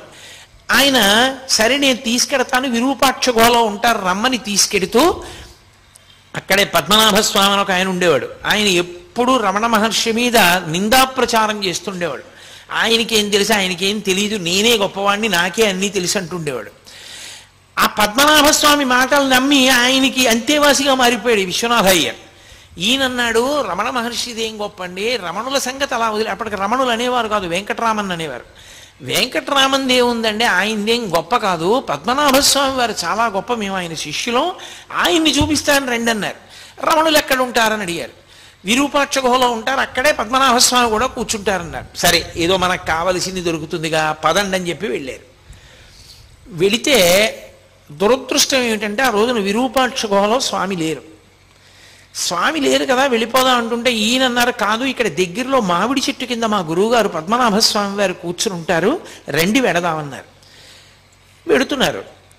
చిత్రంగా ఆ లోపల పద్మనాభస్వామి కూర్చున్నారు, బయట ఒక బండరాతి మీద భగవాన్ రమణులు కూర్చున్నారు. రమణులు అందరిలా ఇలా చూడరు, మీరు ఎప్పుడైనా చూశారో లేదో ఆయన చిత్రపటాలు, ఆయన చూపు గమ్మత్తుగా ఉంటుంది, ఏమిటో ఇలా చూస్తారు ఆయన. రామకృష్ణ పరమహంస చూపు గమ్మత్తుగా ఉంటుంది, భగవాన్ రమణుల యొక్క చూపు చాలా గమ్మత్తుగా ఉంటుంది. ఆయన ఇలా తలపెట్టి చూస్తూ ఉంటారు. ఆయన కావ్యకంఠ గణపతి ముని వంక అలా చూస్తున్నారు. ఆయన యొక్క తేజస్సు చూశారు కావ్యకంఠ గణపతి ముని. అబ్బా సూర్యుని పగిది ఉన్నాడు రా మహానుభావుడని వంగి ఆయనకి నమస్కారం చేసి ఈ పద్మనాభస్వామి వంక చూశారు. చూడగానే తెలిసిపోయింది ఆయన సమర్థత ఎటువంటిదో. ఆయనకి నమస్కారం చేయకుండా ఈయన దగ్గర కూర్చున్నారు. కూర్చునేటప్పటికి తీసుకొచ్చిన విశ్వనాథ అయ్యర్ గుండెలు జారిపోయి, అయ్య బాబోయ్ మా గురువుగారి పట్ల అపచారం అయిపోయింది, తర్వాత పిలిచి నన్ను దెబ్బలాడతారో ఏమిటో అలాంటివన్నీ తీసుకొచ్చానండి. ఆయనకి కోపం వచ్చి ఆ పద్మనాభస్వామికి, నువ్వేనా కావ్యకంఠ గణపతి మునివి, హరసహస్రం చెప్పిన వాడివి నువ్వేనా అరుణాచల దేవాలయంలో అని అడిగారు. అవునన్నారు. ఏది అంత పండితుడువా, శుక్లాంబరధరం విష్ణుం అన్న శ్లోకానికి విష్ణుపరంగా చెప్పు అన్నారు. వెంటనే శ్లోకాన్ని విష్ణుపరంగా చెప్పారు. చెప్పి మీరు నన్ను విష్ణుపరంగా అడిగారు, బ్రహ్మపరంగా కూడా చెప్తానని మళ్ళీ బ్రహ్మపరంగా అన్వయం చేశారు. చెప్పి పద్మనాభ స్వామి వంక చూసి, బ్రహ్మగారితో సమన్వయం చేయడం ఏమిటి, ఎదురుగుండా కనపడుతున్నటువంటి ఈ వెంకటరామన్ గారితో అన్వయం చేస్తాను చూడండి అన్నారు. అని శుక్లాంబరధరం, తెల్లటి గోచీ పెట్టుకుని ఉంటారు ఇప్పుడు కాబట్టి తెల్లటి బట్ట కట్టుకున్నారు. విష్ణుం, ఆయన కీర్తి దిగ్దిగంతముల వ్యాపించింది, ఆయన అటువంటి స్థితిని పొందారు కాబట్టి విష్ణుం. శశివర్ణం, తెల్లగా మెరిసిపోతున్నారు కాబట్టి శశివర్ణం. చతుర్భుజం, చతుర్భుజం అంటే భుజం అంటే గెలిచినవాడు అని, కాబట్టి ఆయన మనో బుద్ధి చిత్త అహంకారములు అనేటటువంటి నాలుగింటిని కూడా భుజించేశాడు, గెలిచేశాడు. ఆయన గెలిచేసిన వాడు కాబట్టి చతుర్భుజం. ప్రసన్నవదనం, ఆయన ముఖం చూడండి ఎంత ప్రసన్నంగా ఉందో, కాబట్టి ప్రసన్నవదనం ధ్యాయేత్, అటువంటి ఆయన్ని ధ్యానం చేస్తే సర్వ విఘ్నోపశాంతయేత్, అన్ని విఘ్నములు పోతాయన్నారు. అనేటప్పటికీ పద్మనాభస్వామికి ఎక్కడ లేని బాధ పుట్టేసింది. చూశారు కానీ ఒక్క చిన్న పొరపాటు పడ్డారు కావ్యకంఠ గణపతి ముని. వెంకట్రామన్ ఒంటి మీద యజ్ఞోపవిందా అని చూశారు, యజ్ఞోపవీతం ఉందా అని. యజ్ఞోపవీతం మీద ఆయనకున్న శ్రద్ధ అటువంటిది, అది తక్కువేం కాదు, చాలా గొప్ప విషయం. అసలు యజ్ఞోపవీతం ఎందుకు వేసుకున్నాడో తెలియకుండా జీవితంలో ఒక్కసారి గాయత్రి చేయకుండా రేపు పెళ్ళనగా ఇవాళ యజ్ఞోపవీతాలు వేసుకున్నటువంటి దౌర్భాగ్యులకి దాని వైభవం అర్థం కాదేమో కానీ, పుట్టిన దగ్గర నుంచి గర్భాష్టమంలో ఉపనయనం చేసుకుని సంధ్యావందనానికి ప్రాణం పెట్టే మహానుభావులకి యజ్ఞోపవీతం మీద అంత గౌరవం ఉంటుంది అంటే అందులో ఏమి తక్కువ భావం ఏం లేదు, దాన్ని ఏమి తక్కువ చేసి చూడవలసిన అవసరం ఏం లేదు. ఈయనకి ఒంటి మీద యజ్ఞోపవీతం లేదు, కాషాయం కట్టుకోలేదు, తెల్లటి గోచీ కట్టుకున్నారు. అసలు ఈయన సంప్రదాయజ్ఞుడేనా, ఈయనకి సరిగ్గా ఏమైనా మనం ఆయనతో మాట్లాడతగిన వ్యక్తేనా అన్న అనుమానం వచ్చింది ఎందుకు అకస్మాత్తుగా. వచ్చి ఆయన తేజస్సు చూశారు, నమస్కారం చేశారు, దిగి వెళ్ళిపోయారు విశ్వనాథ అయ్యర్తో. ఆ తర్వాత ఇంకెప్పుడు పైకి రాలేదు, ఇక కొండ మీదకి రాలేదు, ఆ క్రిందనే ఉండిపోయారు. ఉండిపోయి మళ్ళీ అక్కడి నుంచి మళ్ళీ ఆ సంస్కృత పాఠశాలలో ఉద్యోగం కూడా వదిలిపెట్టేశారు. వదిలిపెట్టి మళ్ళీ తీర్థయాత్రకి వెళ్ళారు, చాలా చోట్ల తపస్సు చేశారు. అని ఆయన విచిత్రం ఏమిటంటే ఆయనకి అంత పట్టుదల. ఒకసారి తారామంత్రం తెలియని వాడివి నువ్వు విద్వాంసుడివా అన్నాడు ఒక ఆయన. అంతే, ఆయన తారామంత్రోపాసన పొంది సిద్ధి పొందారు, రేణుకాదేవి దర్శనం పొందారు, పరశురామానుగ్రహం పొందారు. అందుకే ఆయన వాక్కుతో అగ్ని కురిపించేవారు. ఆయన నోటితో అన్నారంటే అగ్నిహోత్రం పడవలసిందే, అంతటి మంత్రసిద్ధులు పొందారు ఆయన. మళ్ళీ ఇంత తపస్సు చేసి మళ్ళీ అరుణాచల క్షేత్రానికే వచ్చారు. ఆయనకి తపస్సు మీద ఉన్న ప్రీతి అటువంటిది. నైరుతి లింగం ఆయన ముందు దుర్గమ్మ తల్లి కోవెల దగ్గర కూర్చుని తపస్సు చేశారు. అక్కడ మేకలు కాసుకునే వాళ్ళు అరుస్తూ ఉండేవారు. ధ్యానభంగం అవుతోందని అమ్మవారి దగ్గర అనుమతి అడిగి ఆవిడ్ని శ్యామలాదేవి అంటుండారు, పచ్చయ్యమ్మన్ కోవెల్ అంటుంటారు అక్కడ. ఆయన మళ్ళీ అక్కడి నుంచి నైరుతి లింగం దగ్గరికి వెళ్ళిపోయారు. నైరుతి లింగం ప్రదక్షిణ మార్గంలో కొంచెం లోపలికి వెడితే కనపడుతుంది. దానికి ఒక పక్కన నైరుతిలో పక్కకి ఓ చిన్న గుడిసె లాంటిది వేసుకుని దానికి ఒక చెక్క తలుపు లాంటిది ఒకటి పెట్టుకుని రాత్రింబవళ్ళు అందులో కూర్చుని తపస్సు చేస్తుండేవారు. అలా తపస్సు చేస్తున్న రోజుల్లో ఒక ఆశ్చర్యకరమైనటువంటి సంఘటన జరిగింది. ఆయన ఒకసారి అరుణాచలేశ్వరుని యొక్క రథాన్ని చూశారు. అరుణాచలేశ్వరుడికి ఉన్న రథం అంత రథం ఇక ఏ ఈశ్వర స్వరూపానికి ఉండదు అంటారు. 14 భువనములు ఎలా ఉంటాయో అలా 14 అంతస్తుల కొయ్యతేరు అరుణాచలేశ్వరుడు. అది ప్రత్యేకించి కృత్తికా ఉత్సవానికి 8వ రోజున ఆయన నందివాహనారూఢుడై ఆ మరునాడు కొయ్యతేరు మీద వెడుతున్నప్పుడు ఆ విలాసం, ఆ వైభవం చూసి తీరాలంటారు. అంత పెద్ద రథం, ఆ రథం వంక చూశారు. చూసి ఆయన అనుకున్నారు, 14 భువనములను ఏకకాలమునందు చూడలేరు, కానీ ఈ రథాన్ని ఇందుకే ఇలా నిర్మాణం చేశారు. 14 భువనములను నడిపించగలిగినటువంటి పరమేశ్వరుడే 14 భువనముల యొక్క రూపంగా ఉన్నటువంటి ఈ రథస్థితుడై ఈ లోకాన్ని నడుపుతున్నటువంటి వాడిగా రథంలో నడుస్తూ కనపడతాడు. అందుకే అరుణాచలంలో రథోత్సవం జరిగిన నాడు దర్శనం చేయడం అంత గొప్పదైంది అని భావన చేశారు. వెళ్ళి మళ్ళీ తపస్సు చేసుకుంటున్నారు. తపస్సు చేసుకుంటుండగా ఆయనకి చీకటి పడిపోయిన తర్వాత బయటికి వచ్చారు. బయటికి వస్తే కొంతమంది మాటలు వినపడుతున్నాయి. అరుణాచలంలో ఇవాల్టి రోజు ఉదయం రథోత్సవం కోసం కొయ్యతేరులో స్వామివారిని పట్టుకుని బయలుదేరారు. ఖచ్చితంగా ఈయన పనిచేసిన సంస్కృత పాఠశాలకి ఈయన అరుణాచలం రాగానే అన్నం తినడానికి అడిగినటువంటి ఆ అన్నదాన సత్రంకి మధ్యలో రథం ఆగిపోయింది. ఎంతమంది దాన్ని మరమ్మత్తు చేసేవాళ్ళు వచ్చారో, ఎన్ని వేల మంది వచ్చారో, ఇంతమంది మోకులేశారు, లాగారు, తోశారు. ఏం చేసినా అంగుళం కూడా రథం కదలలేదు. పరమేశ్వరుడికి ఏదో ఆగ్రహం వచ్చింది, రథం ఆగిపోయింది కదలడం. ఏమీ తేడాయా కనపట్టలేదు. మరునాడు మధ్యాహ్నం 12 అయ్యేటప్పటికి రథం కానీ వెళ్ళి మరొక వాహనం మీదకి మారకపోతే స్వామి దేవాలయం అంతా ప్రాయశ్చిత్తం చేయవలసి ఉంటుంది. అందరూ హడిలిపోయారు. ప్రధాన అర్చకుడు కూడా బాధపడుతూ ఇంటికి వెళ్ళిపోయాడు. ఆలయ అధికారులు వెళ్ళిపోయారు. ఎవరో కొద్ది మంది ఉన్నారు. ఆయనకి అకస్మాత్తుగా ఒక మాట వినపడింది, అరుణాచలేశ్వరుడు నీకోసమే ఆగిపోయాడు, నువ్వు వెళ్ళు, రథం కదులుతుందని. ఇది నిజమా? నాకు ఈ మాట వినపడిందా అని ఆయన ఆశ్చర్యపోతున్నారు. మళ్ళీ వినపడింది, చెవులో ఎవరో చెప్పినట్టు. సరేనని బయలుదేరి రథం దగ్గరికి వెళ్ళారు. అప్పటికే బాగా చీకటి పడిపోయింది, రాత్రి చాలా ఆలస్యం అయిపోయింది. ఆయన వెళ్ళి చూసేసరికి 10 మంది రథం చుట్టూ కాపలా ఉన్నారు. ఇప్పుడు రథం కదలడానికి నేను చెయ్యేస్తే కదులుతుందని చెప్తే డాంబికంగా ఉంటుంది. ఈశ్వర, రేపు ఉదయం వస్తాను, నన్ను మన్నించండి అని వెళ్ళిపోయి మళ్ళీ ధ్యానానికి కూర్చున్నారు. అంతసేపు బడలిపోయి పడుకున్నారు, నిద్రపోయారు. ఈశ్వరుని యొక్క శాసనం, అంత బ్రహ్మముహూర్తంలో లేచేటటువంటి వ్యక్తి ఆ రోజు బాగా తెల్లవారిపోతే కానీ నిద్ర లేవాల. అంత మెల్లగా లేచి తను ఆ రోజు చెయ్యవలసినటువంటి అనుష్ఠానం చేస్తే తప్ప బయటికి వెళ్ళరు. స్నానం చేసి అనుష్ఠానం అంతా చేసుకునేటప్పటికి 10 అయిపోయింది. మళ్ళీ పరిగెత్తుకుంటూ రథం దగ్గరికి వచ్చేటప్పటికి ఇంకా నిపుణుల్ని తీసుకొచ్చారు, ఇంకా జనం వచ్చారు, మోకులేస్తున్నారు, లాగుతున్నారు, తోస్తున్నారు, అంగుళం కదలటం లేదు. ఈయన వాళ్ళందరినీ మీరు కావ్యకంఠ గణపతి ముని చిత్రపటం చూశారో లేదో, చాలా సన్నగా ఉంటారు. ఆయన వీళ్ళందరినీ తప్పుకొమ్మని ఒక్కసారి దగ్గరికి వెళ్ళారు. వెళ్ళి అరుణాచలేశ్వరుడు ఎదురుగుండా నిలబడి రథంలో, అప్పా మీరు పిలిచారు, వచ్చాను, కాబట్టి ఇప్పుడు మీరు సంతోషంగా బయలుదేరండి, రథం కదలాలి స్వామి అని పక్కకి వెళ్ళారు. అంతే, రథం కదిలింది. కదిలి రథం 12 గంటల లోపల దేవాలయానికి వెళ్ళిపోయింది. ఎవరో కావ్యకంఠ గణపతి మునిట ఇక్కడే సంస్కృత పాఠాలు చెప్పేవారట. ఆయన నైరుతిలింగం దగ్గర తపస్సు చేస్తున్నారట. ఆయన వస్తే రథం కదిలింది. ఏమిటి విచిత్రం అని ఆయన వెంటబడ్డారు జనం.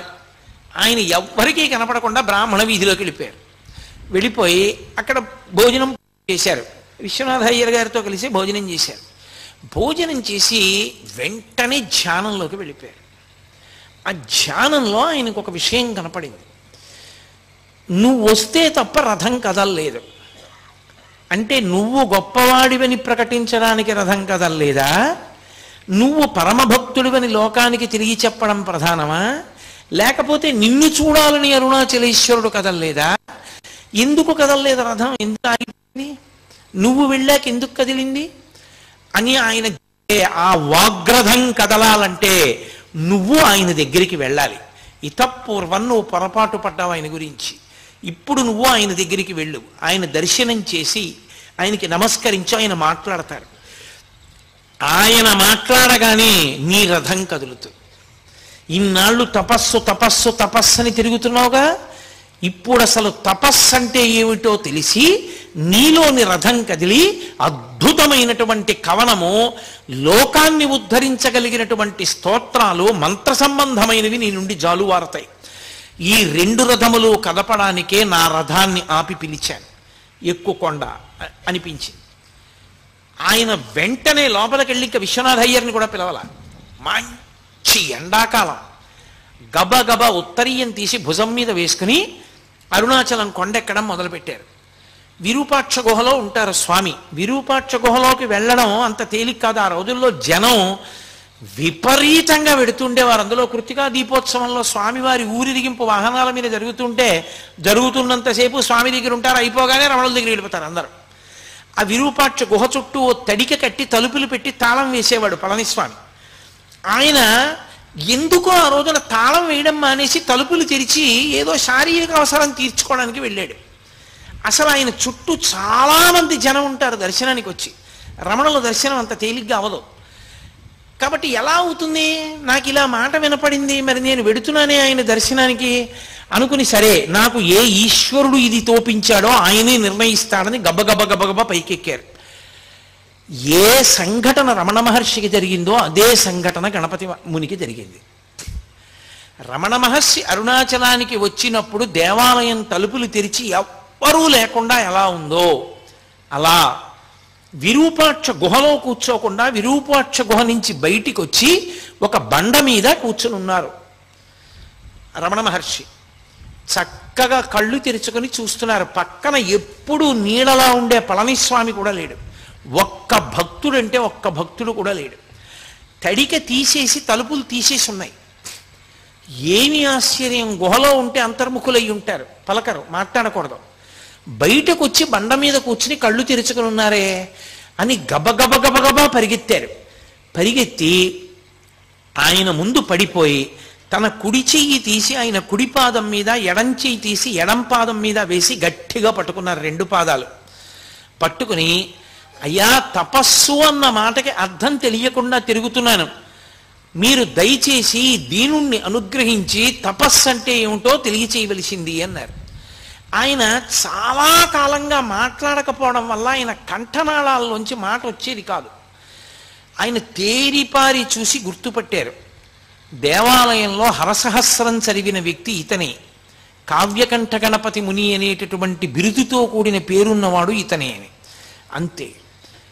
యథార్థమునకు పరమేశ్వరుడు విఘ్నేశ్వరుణ్ణి సుబ్రహ్మణ్యుణ్ణి కలిపాడు. అక్కడ అన్న కాళ్ళని తమ్ముడు పట్టుకుంటాడు, ఇక్కడ తమ్ముడు కాళ్ళని అన్న పట్టుకున్నాడు, అంతే తేడా. ఈయన ఎప్పుడైతే కాళ్ళు పట్టుకున్నారో కంఠాన్ని సవరించుకుని రమణులు మొట్టమొదటిసారి నోరు విప్పారు. నోరు విప్పుతూనే నాయనా అన్నారు. అందుకని కావ్యకంఠ గణపతి ముని పేరు నాయన అని మారిపోయిన తర్వాత ఎప్పుడు ఎవరిని ఏమి మాట్లాడడం కానీ పిలవడం చెయ్యడం లేనటువంటి స్వామి అకస్మాత్తుగా నాయన అన్నారు. నాయన అని ఎవరిని పిలుస్తారంటే బాగా లోపలికి దక్షిణ దేశంలో విఘ్నేశ్వరుణ్ణి పిలుస్తారు, నాయన అంటారు. అది విఘ్నేశ్వరుడి పేరు పెట్టుకున్న మనుష్యుల్ని నాయన అని పిలవరు. ఎవరైనా ఒకవేళ ఏ వినాయక శాస్త్రనో పేరు పెట్టుకున్నారనుకోండి, ఆయన్ని నాయన అని పిలవరు. ఒక్క ఈశ్వరుణ్ణి దేవాలయంలో ఉన్న స్వామినే నాయన అని పిలుస్తారు. నాయన అని గణపతి మునిని పిలిచారు. అంటే ఆయనకి ఏమి కనపడిందో మరి గణపతి మునిలో. నాయన అని పిలిచి, నువ్వు అడిగిన దానికి జవాబు చెప్తాను చూడు. మనకి నేను నేను అని ఒక భావన పుడుతూ ఉంటుంది లోపల నుంచి. అది ఎప్పుడూ లోపల నుంచి వస్తుంటుంది. అహం స్ఫురణ అనేవారు మహర్షి దాన్ని. నేను నేను నేను అన్న భావన వస్తూ ఉంటుంది. నేను ఉపన్యాసానికి వెళ్ళాలి, నేను పడుకోవాలి, నేను అలిసిపోయాను, నేను ఇవాళ పలహారం తక్కువ చేశాను, నేను అన్నం తిన్నాను, అలా నేను నేనంటుంటుంది.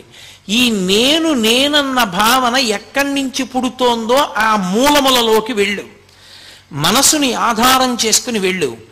ఏ మూలం దగ్గరికి వెడతావో ఆ మూలం దగ్గరికి వెళ్ళినప్పుడు మనసు అందులో లయమైపోతుంది. ఆ లయమైపోయినటువంటి చోటే తపస్సు యొక్క సిద్ధి పొందేటటువంటి చోటు. నువ్వు మంత్రజపం చేస్తున్నావు, మంత్రజపం చేసేటప్పుడు మంత్రము యొక్క నాదము ఎక్కడ మొదలవుతోందో, ఆ నాదం ప్రారంభ స్థానం ఎక్కడుందో అక్కడికి వెళ్ళు. వెనక్కి వెడితే ఆ స్థానమునందు ఆ మనసు లయమైపోతుంది. అదే తపస్సు అని 2 వాక్యాలు చెప్పారు.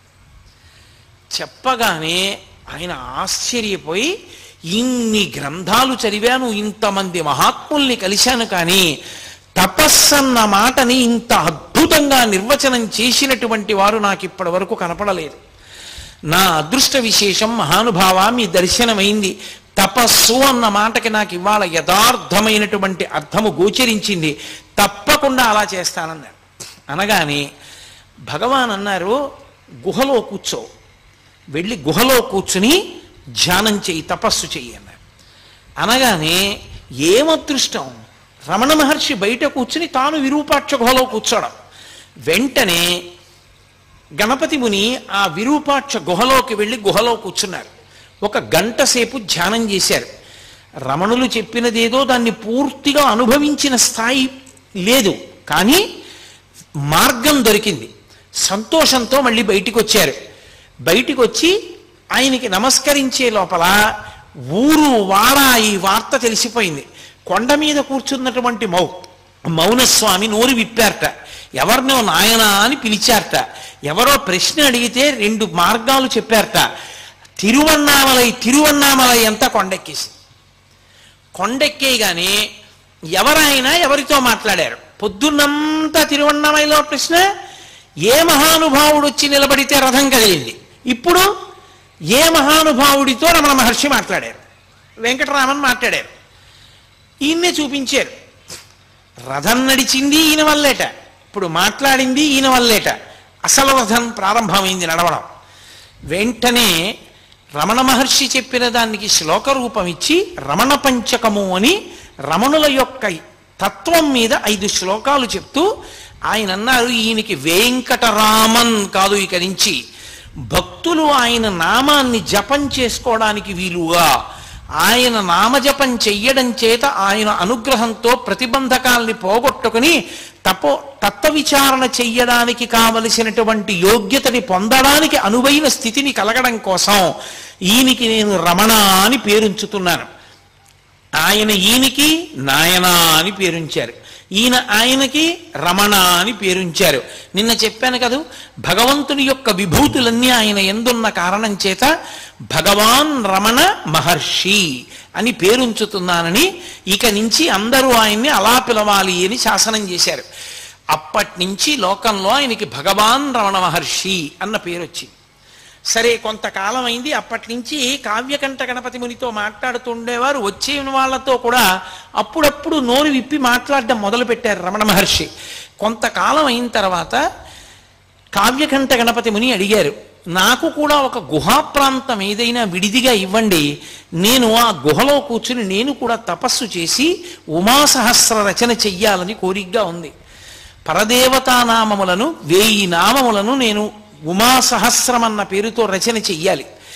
అందులో అమ్మవారికి సంబంధించినటువంటి బీజాక్షరములన్నిటినీ కూడా నిక్షిప్తం చేస్తానన్నారు. రమణ మహర్షి స్వయంగా కావ్యకంఠ గణపతి ముని చెయ్యి పట్టుకుని అక్కడే ఉన్నటువంటి మామిడి చెట్టు గుహ అంటారు, చ్యుత గుహ అని, ఆ గుహలోకి తీసుకెళ్ళి నువ్వు ఇదిగో ఈ గుహా ప్రవేశం చేసి ఈ గుహలో కూర్చుని ఇక్కడ నుండి నువ్వు ఆ ఉమాసహస్ర రచన చేయవలసింది అన్నారు. 20 రోజుల లోపల ఈ సహస్రాన్ని పూర్తి చేస్తాను.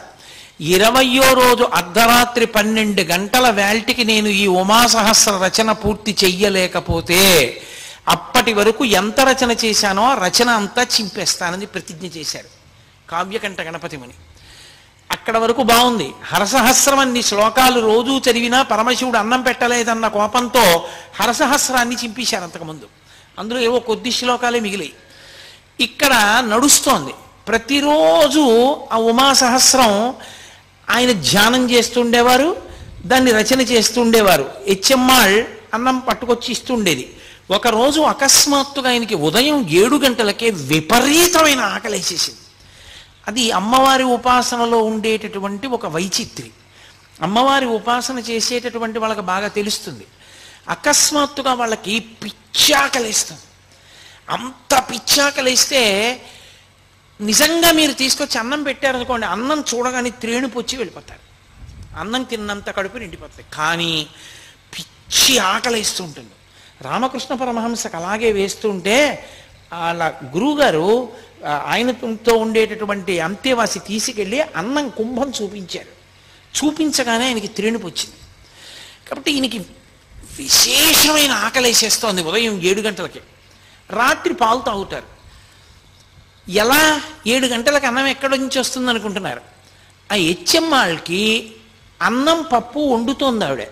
అకస్మాత్తుగా ఒక దివ్యస్వరూపం ఒకటి కనపడి వెంటనే గణపతి మునికి అన్నం పట్టుకెళ్ళి ఇచ్చేసేయని వినపడింది. ఆవిడ గిన్నెల్లో పట్టుకుని అన్నం పప్పు పట్టుకెళ్ళి చ్యుత గుహలో పెట్టింది. ఆయన రెండిటి వంక చూశారంతే, త్రేడుపులు వచ్చాయి.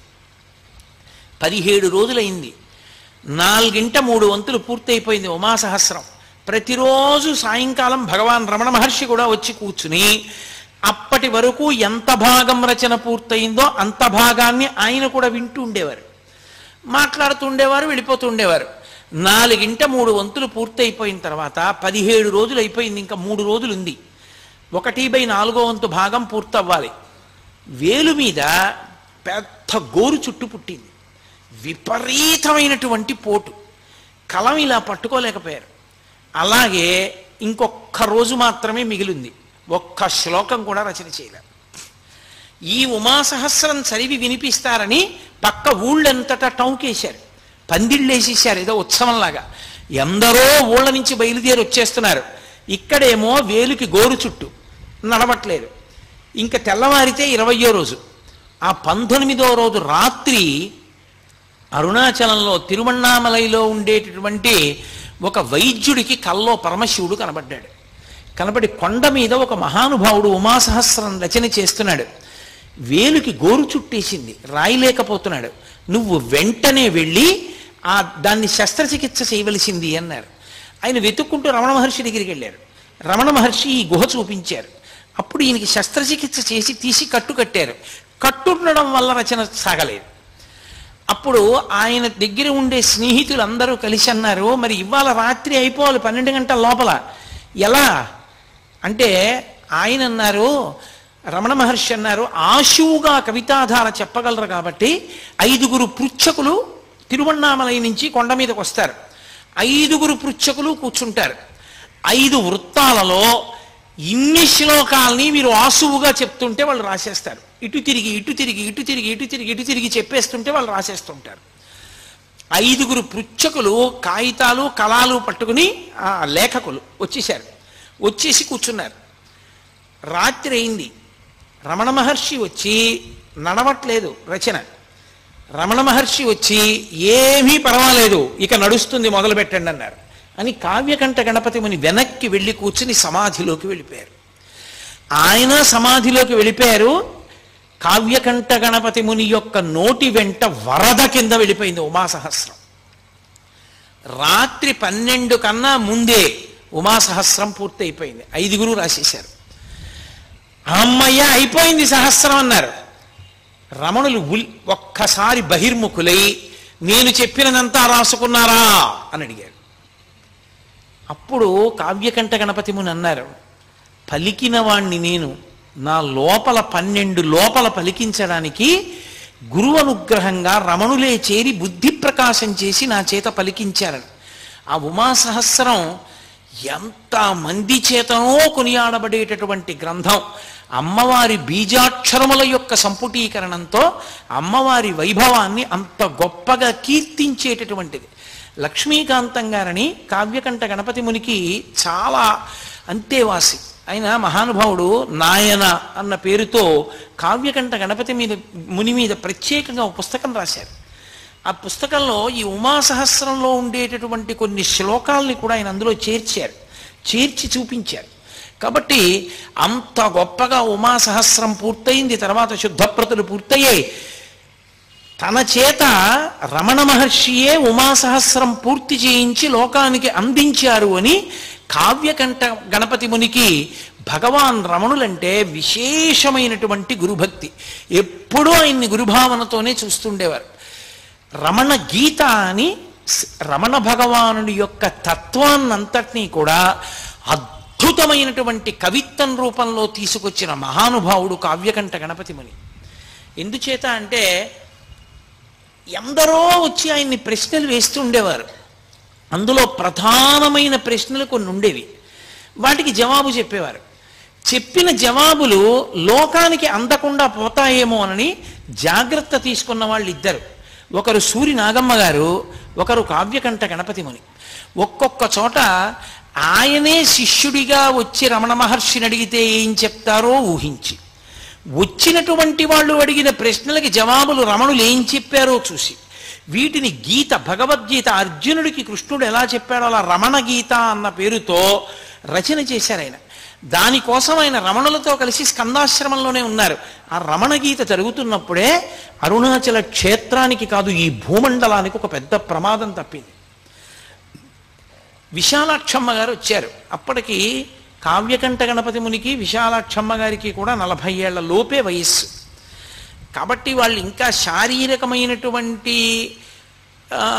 సంబంధంతో ఉండవలసినటువంటి కోర్కెలకి అతీతులు అన్న స్థితిని నమ్మడం కష్టం లోకానికి. ఆయన విరూపాక్ష గుహలో కూర్చుని నేను ఆ రమణ గీత రచన చేస్తాను అని అడిగారు. అప్పటికి రమణ మహర్షి స్కందాశ్రమంలో ఉన్నారు. రమణ మహర్షి అన్నారు, తప్పకుండా చెయ్యండి అన్నారు. పళని అని ఉండేవాడు, పళనిస్వామి అని రమణ మహర్షి దగ్గర అంతేవాసి. ఆ పళనిస్వామిని పిలిచారు రమణ మహర్షి. పిలిచి ఆ గుహంతా చాలా కాలంగా రమణ మహర్షి విడిచిపెట్టేసిన కారణం చేత దాని చుట్టూ తుక్కు అవి పడిపోయి అది శుభ్రంగా లేదు ప్రవేశించడానికి. అదంతా శుభ్రం చేసి దాని తాళాలు ఇయ్యి కావ్యకంఠ గణపతి ముని అందులో కూర్చుని రమణ గీత రచన చేస్తారు. అమ్మగారు అనేవారు విశాలాక్షమ్మ గారు. అమ్మ అన్నం వండి పెడుతుంది అన్నారు. చటుక్కున పళన మహర్షి అన్నాడు, ఆయన భార్యతో ఉన్నారు కదా, విరూపాక్ష గుహలోకి భార్యా సహితులు వెళ్ళి ఉండకూడదు అన్నారు. అంటే వెంటనే కావ్యకంఠ గణపతి ముని అన్నారు, నేను భార్యతో కలిసి ఉన్న వానప్రస్థుని, నేను అక్కడ సంసారం చేసేవాణ్ణి కాదు. నేను ఎటువంటి వాణ్ణో రమణులకు తెలుసు. రమణులు నాకు తాళం ఇస్తే రమణులు నన్ను వెళ్ళమంటే లోకం నమ్ముతుందన్నారు. వెంటనే రమణ మహర్షి భృకుటి చిట్లించి పళనిస్వామి వంక తిరిగి, నువ్వు ఆ గుహంతా శుభ్రం చేసి ఆయనకి తాళం ఇయ్యి లోపలికి ఎడతారు అన్నారు. సాయంకాలం అయిపోయింది. ఆయన విశాలాక్షమ్మ గారితో కలిసి విరూపాక్ష గుహకి వెళ్ళారు. లోపలికి వెడదామని కాస్త పెరుగన్నం పట్టుకుని వెళ్ళారు. రాత్రి తినడానికి రేపటి నుంచి వంట మొదలు పెడదామని వెడితే దానికి పెద్ద తాళం కప్ప వేసేసి ఉంది. ఆయన మళ్ళీ స్కందాశ్రమానికి వెళ్ళారు. భార్యని హెచ్చమ్మాళ్ళని అక్కడ ఉంచి పైకి వెళ్ళారు. అయ్యా, ఆ పళనిస్వామి ఆ గదిని ఆ విరూపాక్ష గుహ దగ్గర శుభ్రం చేయలేదు, తాళం వేసేసి ఉంది, తాళం కూడా నాకు ఇవ్వలేదు అన్నారు.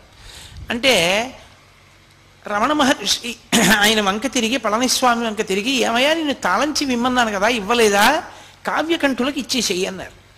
ఆయన అన్నాడు లేచి నిలబడి, ఏమి అందులో సంసారం చేద్దామనే, నీకెందుకు విరూపాక్ష గుహ, ఎక్కడ కూర్చుని రాయకూడదు అన్నాడు. విపరీతమైన ఆగ్రహం వచ్చేసింది కావ్యకంఠ గణపతి మునికి. వచ్చేసి నా యొక్క జీవితాన్ని తప్పు పట్టావు, నా వానప్రస్థాన్ని తప్పు పట్టావు, నా భార్యతో కలిసి విరూపాక్ష గుహలో సంసారం చేస్తానన్నావు, ఇంత దారుణమైన మాట నా మీద మాట్లాడావు కనుక ఈ పృథివి తగలబడిపోవుగాక నా ఆగ్రహము చేత, నా శక్తి ఏదైతే గణపతి నా వాక్కు యథార్థము చేయుగాక అని విపరీతమైన ఆవేశంతో తాళం చెవి పుచ్చుకోకుండా వెళ్ళి ఒక రాయి తీసుకుని ఆ తాళం కప్పని కొట్టారు. కొడితే ఆయనకి పరశురామ మంత్రాలు ఉన్నాయి. ఆ అగ్నిహోత్ర ప్రభావానికి తాళం ఊడి కింద పడిపోయింది. ఆ రాతికి అది పడదు. ఆయన వెంటనే గుహలోకి వెళ్ళిపోయారు. గుహలోకి వెళ్ళిపోయి ఆ ఎదురుగుండా ఉన్నటువంటి ఒక రాతి మీద కూర్చుని భూమి వంక తీవ్రమైనటువంటి దృక్కులతో భూమి వంక చూస్తున్నారు. రమణ మహర్షి గమనించారు. పరమ ప్రమాదం వచ్చింది. ఇంత మంత్రజపం చేసేశాడు, ఇంత జపం చేసేశాడు, మంత్రసిద్ధులు పొందేశాడు. పొంది కోపానికి వశుడైపోయాడు. వశుడైపోయి ఇప్పుడు తనకున్నటువంటి శక్తినంతటినీ భూతలం మీద పెట్టాడు. ఈ భూమిని పాడు చెయ్యాలనుకుంటున్నాడని ఆయన బయటికి వచ్చి నిలబడి స్కందాశ్రమంలో ఒక్కసారి ఆకాశం వంక చూశారు. చూసేటప్పటికే అకస్మాత్తుగా మబ్బులు వచ్చేసాయి. మబ్బులు వచ్చి మెరుపులు, పిడుగులు, వర్షం ప్రారంభమైంది. ప్రారంభం అవగానే అందరూ ఆశ్రమంలోకి వెళ్ళిపోయారు. ఒక్క రమణ మహర్షి మాత్రం లోపలికి వెళ్లకుండా చాలా గంభీరంగా, చాలా తీవ్రంగా ఆలోచిస్తూ అలా నిలబడి ఆకాశం వంక చూస్తున్నారు. పిడుగులు పడుతున్న ధ్వనులు వినపడుతున్నా. ఒక్కసారి ఆయన గొణిగినట్లయింది. ఈ భూతలం 14 భువనములు పాడైపోవాలన్నాడు. 14 భువనములు పాడైపోవడం కన్నా 14 భువనముల స్వరూపమైన అరుణాచలేశ్వరుని యొక్క రథము తగలబడిపోవుగాక అన్నాడు. అనగానే పిడుగు వెళ్ళి అరుణాచలేశ్వరుడి యొక్క రథం మీద పడి ఆ రథం కాలిపోయింది. కాలిపోవడం ఏమిటి, మీరు ఎవరైనా వెళ్ళిన వాళ్ళు ఉంటే తెలుస్తుంది. స్కందాశ్రమం నుంచి విరూపాక్ష గుహకి దగ్గరగానే ఉంటుంది దారి, కానీ చాలా కష్టం నడవడం. ఎంత జాగ్రత్తగానో నడవాలి, కాళ్ళు జారిపోతాయి. అందున అంత వర్షం పడినప్పుడు జారి పడిపోతారు. అతివేగంతో వచ్చేసి విరూపాక్ష గుహలోకి వెళ్ళి కావ్యకంఠ గణపతి ముని చేయి పట్టుకున్నారు. పట్టుకోగానే గురువుగారు వచ్చారని లేచి నిలబడ్డారు. నాకు చేతిలో చెయ్యి వేసి ప్రమాణం చెయ్యి అన్నారు. దేనికన్నారు కావ్యకంఠ గణపతి ముని. ఇన్ని మంత్రసిద్ధులు పొందావు, కానీ కోపానికి వశపడి లోకాన్నే పాడు చేయాలనుకున్నావు, ఇంకెప్పుడు జీవితంలో కోపానికి వశపడదని ప్రమాణం చెయ్యి అన్నారు. వెంటనే చేతిలో చెయ్యేసి ప్రమాణం చేశారు, ఇంకెప్పుడు నేను కోపానికి వశుణ్ణి కానని. అందుకే స్థాయిని బట్టి కోపాన్ని అణుచుకునే శక్తి లేకపోతే ఉపద్రవాలు వస్తాయి. ఆ రోజున అరుణాచలేశ్వరుడి రథం తగలబడిపోయింది. తగలపడిపోవడం వల్ల రమణులు అన్నారు, పోన్లేండి ఈ కారణం చేత స్వామికి కొత్త రథం ఏర్పడింది అన్నారు. మళ్ళీ నూతనమైనటువంటి రథాన్ని స్వామికి తయారు చేశారు. కావ్యకంఠ గణపతి ముని యొక్క వాక్కు అంత ప్రమాదకరం, అంటే అంత శక్తివంతమైంది. అన్ని మంత్రముల యొక్క ఉపాసన, అన్ని సిద్ధులను పొందారు మహానుభావుడైన. అటువంటి వ్యక్తి అరుణాచలంలోనే ఉండి స్కందాశ్రమానికి వెళ్ళిపోయారు. తర్వాత విరూపాక్ష గుహలో ఆయన కూర్చోలేకపోయారు. ఆ ఎండ వేడికి లోపల గాలి లేక అందులో కూర్చోలేక భార్యని చెన్నై పంపించేసి ఆయన స్కందాశ్రమానికి వెళ్ళిపోయారు. వెళ్ళిపోయి ఆ స్కందాశ్రమంలో రమణ మహర్షితోటే కూర్చుని ఆ రమణ గీత పూర్తి చేశారు. ఆ రమణ గీత పూర్తయిపోయిన తర్వాత ఆయన అసలు భగవాన్ రమణుల యొక్క తత్వం లోకంలో ప్రకాశించడానికి, రమణ వైభవం ప్రకాశించడానికి చాలా చాలా కారణభూతులైన వ్యక్తుల్లో ఒకరు కావ్యకంఠ గణపతి ముని. అసలు ఇంకా యథార్థంగా చెప్పాలంటే వాళ్ళిద్దరూ విఘ్నేశ్వర సుబ్రహ్మణ్య స్వరూపాలు. వాళ్ళిద్దరూ కలిసి జీవితంలో అపురూపమైన సంఘటనలకు కారణమయ్యారు అరుణాచల క్షేత్రంలో. ఇద్దరికీ అరుణాచల క్షేత్రంతో అంత సంబంధం. బహుశः కావ్యకంఠ గణపతి ముని అరుణాచలం వెళ్ళి ఉండకపోతే రమణుల నోటి వెంట ఒక్క మాట కూడా లోకానికి అందదు, రమణుల సందేశం కూడా అందదు. కావ్యకంఠ గణపతి ముని కారణంగానే ఆ రథం కదిలింది. అది తరువాతి కాలంలో ఎందరికో మార్గదర్శనమైంది. ఆ తరువాత తిరువత్తూరు వెళ్ళిపోయారు. నేను యాత్రకు వెడతాను అని చెప్పి బయలుదేరారు. రమణుల నోటి వెంట ఏదీ అనవసరంగా రాదు. యాత్రకు బయలుదేరుతుంటే రమణులు అన్నారు, మీతో వాసుదేవ శాస్త్రిని తీసుకెళ్ళండి అన్నారు. ఎందుకన్నారో అలా అని వాసుదేవ శాస్త్రిని కూడా తీసుకెళ్ళారు. తీసుకెళ్ళి చెన్నైలో బయలుదేరుతూ అన్నారు, అనవసరంగా రమణులు ఇతన్ని పంపించరు, ఎందుకు పంపించారో అని ఇవాళ మనం ఏ దిక్కుగా వెడదామని అడిగారు వాసుదేవ శాస్త్రిని. ఆయన అన్నాడు, మనం తిరువత్తూరు దిశగా వెడదాం, దానికి ఆదిక్షేత్రం అని పేరు, అదే మొదటి క్షేత్రం, అటు వెడదామన్నాడు. తిరువత్తూరు వెళ్ళారు. అక్కడే కావ్యకంఠ గణపతి మనకి కపాలి శాస్త్రితో అనుబంధం ఏర్పడింది. కపాలి శాస్త్రి పుస్తకాలు మీలో ఎవరైనా చదివారేమో నాకు తెలియదు. కావ్యకంఠ గణపతి ముని ఎంతటి మహాప్రకాండుడో, ఎంతటి సంస్కృత భాషా ధురీణుడో, అంతటి గొప్ప రచనా వైభవం ఉన్నవాడు, మహావేదాంతి. ఆయన కూడా కపాలి శాస్త్రి ఎన్నో గ్రంథాలు రచించారు. ఆయన ఇటు రమణులతోటి అటు అరవిందులతోటి కూడా సంబంధం ఉన్న వ్యక్తి. కాబట్టి అటువంటి ఆయన ఒక పాడుపడిపోయినటువంటి విఘ్నేశ్వర దేవాలయంలో కూర్చుని 20 రోజుల నేను ఇక్కడ 18 రోజుల పాటు రమణులు నాకు ఎటువంటి తత్వాన్ని తపస్సుకి చెప్పారో అటువంటి తపస్సు చేస్తాను అని పగటి పూట అన్నం తినడం కూడా మానేసి ద్రవ పదార్థం ఒక్కటే పుచ్చుకునేవారు. 18 రోజులు అయిపోయింది. అయిపోయిన తర్వాత ఇక్కడ కావ్యకంఠ గణపతి ముని కూర్చుని జపం చేస్తున్నారు. మంచి సమాధిలోకి ప్రవేశించే ప్రయత్నంలో ఉన్నారు. ఆయన చెప్పిన మార్గంలో లోపలికి వెళ్ళి అన్వేషిస్తున్నారు, ఎక్కడి నుంచి పుడుతోంది నేనన్న భావన అన్నది.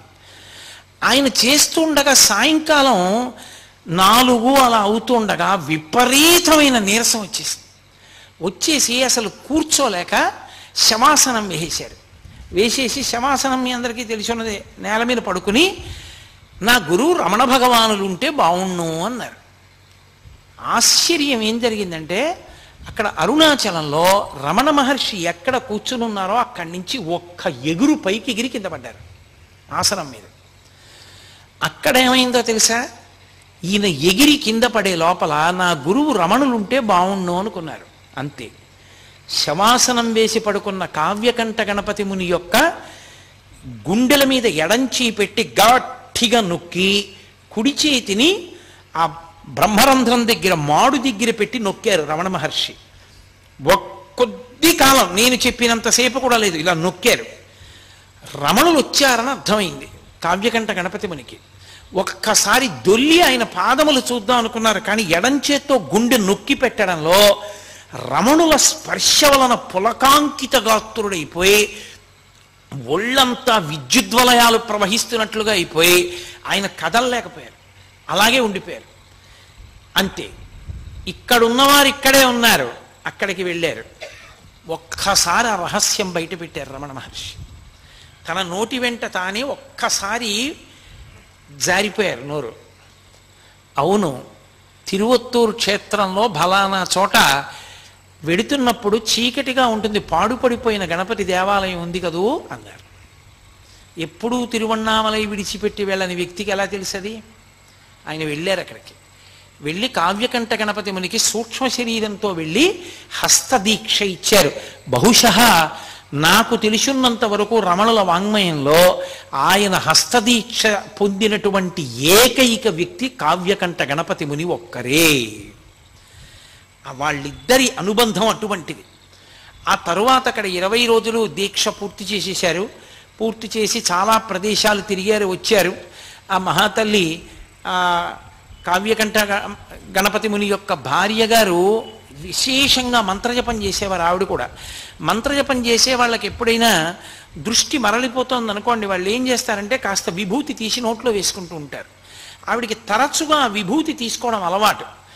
అలా అస్తమానం విభూతి తీసుకోవడం వల్ల ఏమైపోయిందంటే ఆవిడ నెత్తురంతా విభూతి కలిసిపోయి గడ్డల కింద ఏర్పడిపోయి ఆవిడకి ప్రాణోత్క్రమణ కాలం ఆసన్నం అయిపోయి ఆవిడ ప్రాణం విడిచిపెట్టేసే ముందు కూడా మంత్రజపం చేస్తూనే ప్రాణం వదిలిపెట్టేసింది.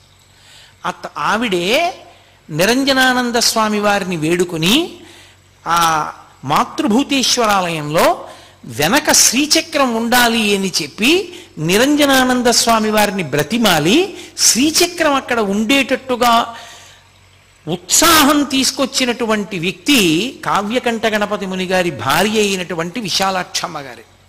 అంతటి అనుబంధం. తరువాతి కాలంలో కొన్ని కారణాలు జరిగాయి, అవి ఇప్పుడు అప్రస్తుతం. ఆ కొన్ని కారణముల చేత ఉత్తర భారతదేశం వైపుకి వెళ్ళారు. అరబిందో ఆశ్రమానికి వెళ్ళవలసి వచ్చింది కావ్యకంఠ గణపతి ముని. ఆశ్రమానికి వెళ్ళి అక్కడి నుంచి మళ్ళీ కలువరాయి వెళ్ళి ఆశ్రమ నిర్మాణం చేసుకుని అక్కడి నుంచి బయలుదేరి ఆయన జీవితంలో చేసినటువంటి కించిత్ తొందరపాటు అనావలసి ఉంటుందేమో మహాత్ముల విషయంలో, అలా ఎంచి చూడడం మంచిది కాదేమో, వాళ్ళ జీవితానికి వాళ్ళే తీర్పు చెప్పుకోవాలనుకుంటారేమో. ఆయన ఖర్గపూర్ వెళ్ళారు.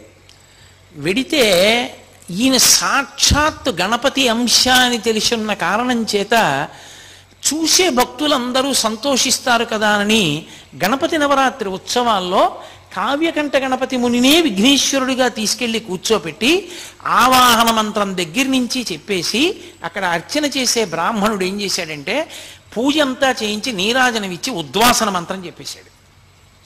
ఉద్వాసన మంత్రం చెప్తే అయిపోయింది, ఇంకా వెళ్ళిపోమ్మని. అది మొట్టమొదటి ప్రమాద ఘంటిక. ఆ ఉద్వాసన మంత్రం చెప్పగానే ఆయన నవ్వారు. ఆ తరువాత ఆయన ఎవ్వరితో నోరు విప్పి చెప్పేవారు కాదు. సరి అయిన పండ్ల రసం కూడా లేక చాలా కష్టపడ్డారు పాపం మహానుభావుడు.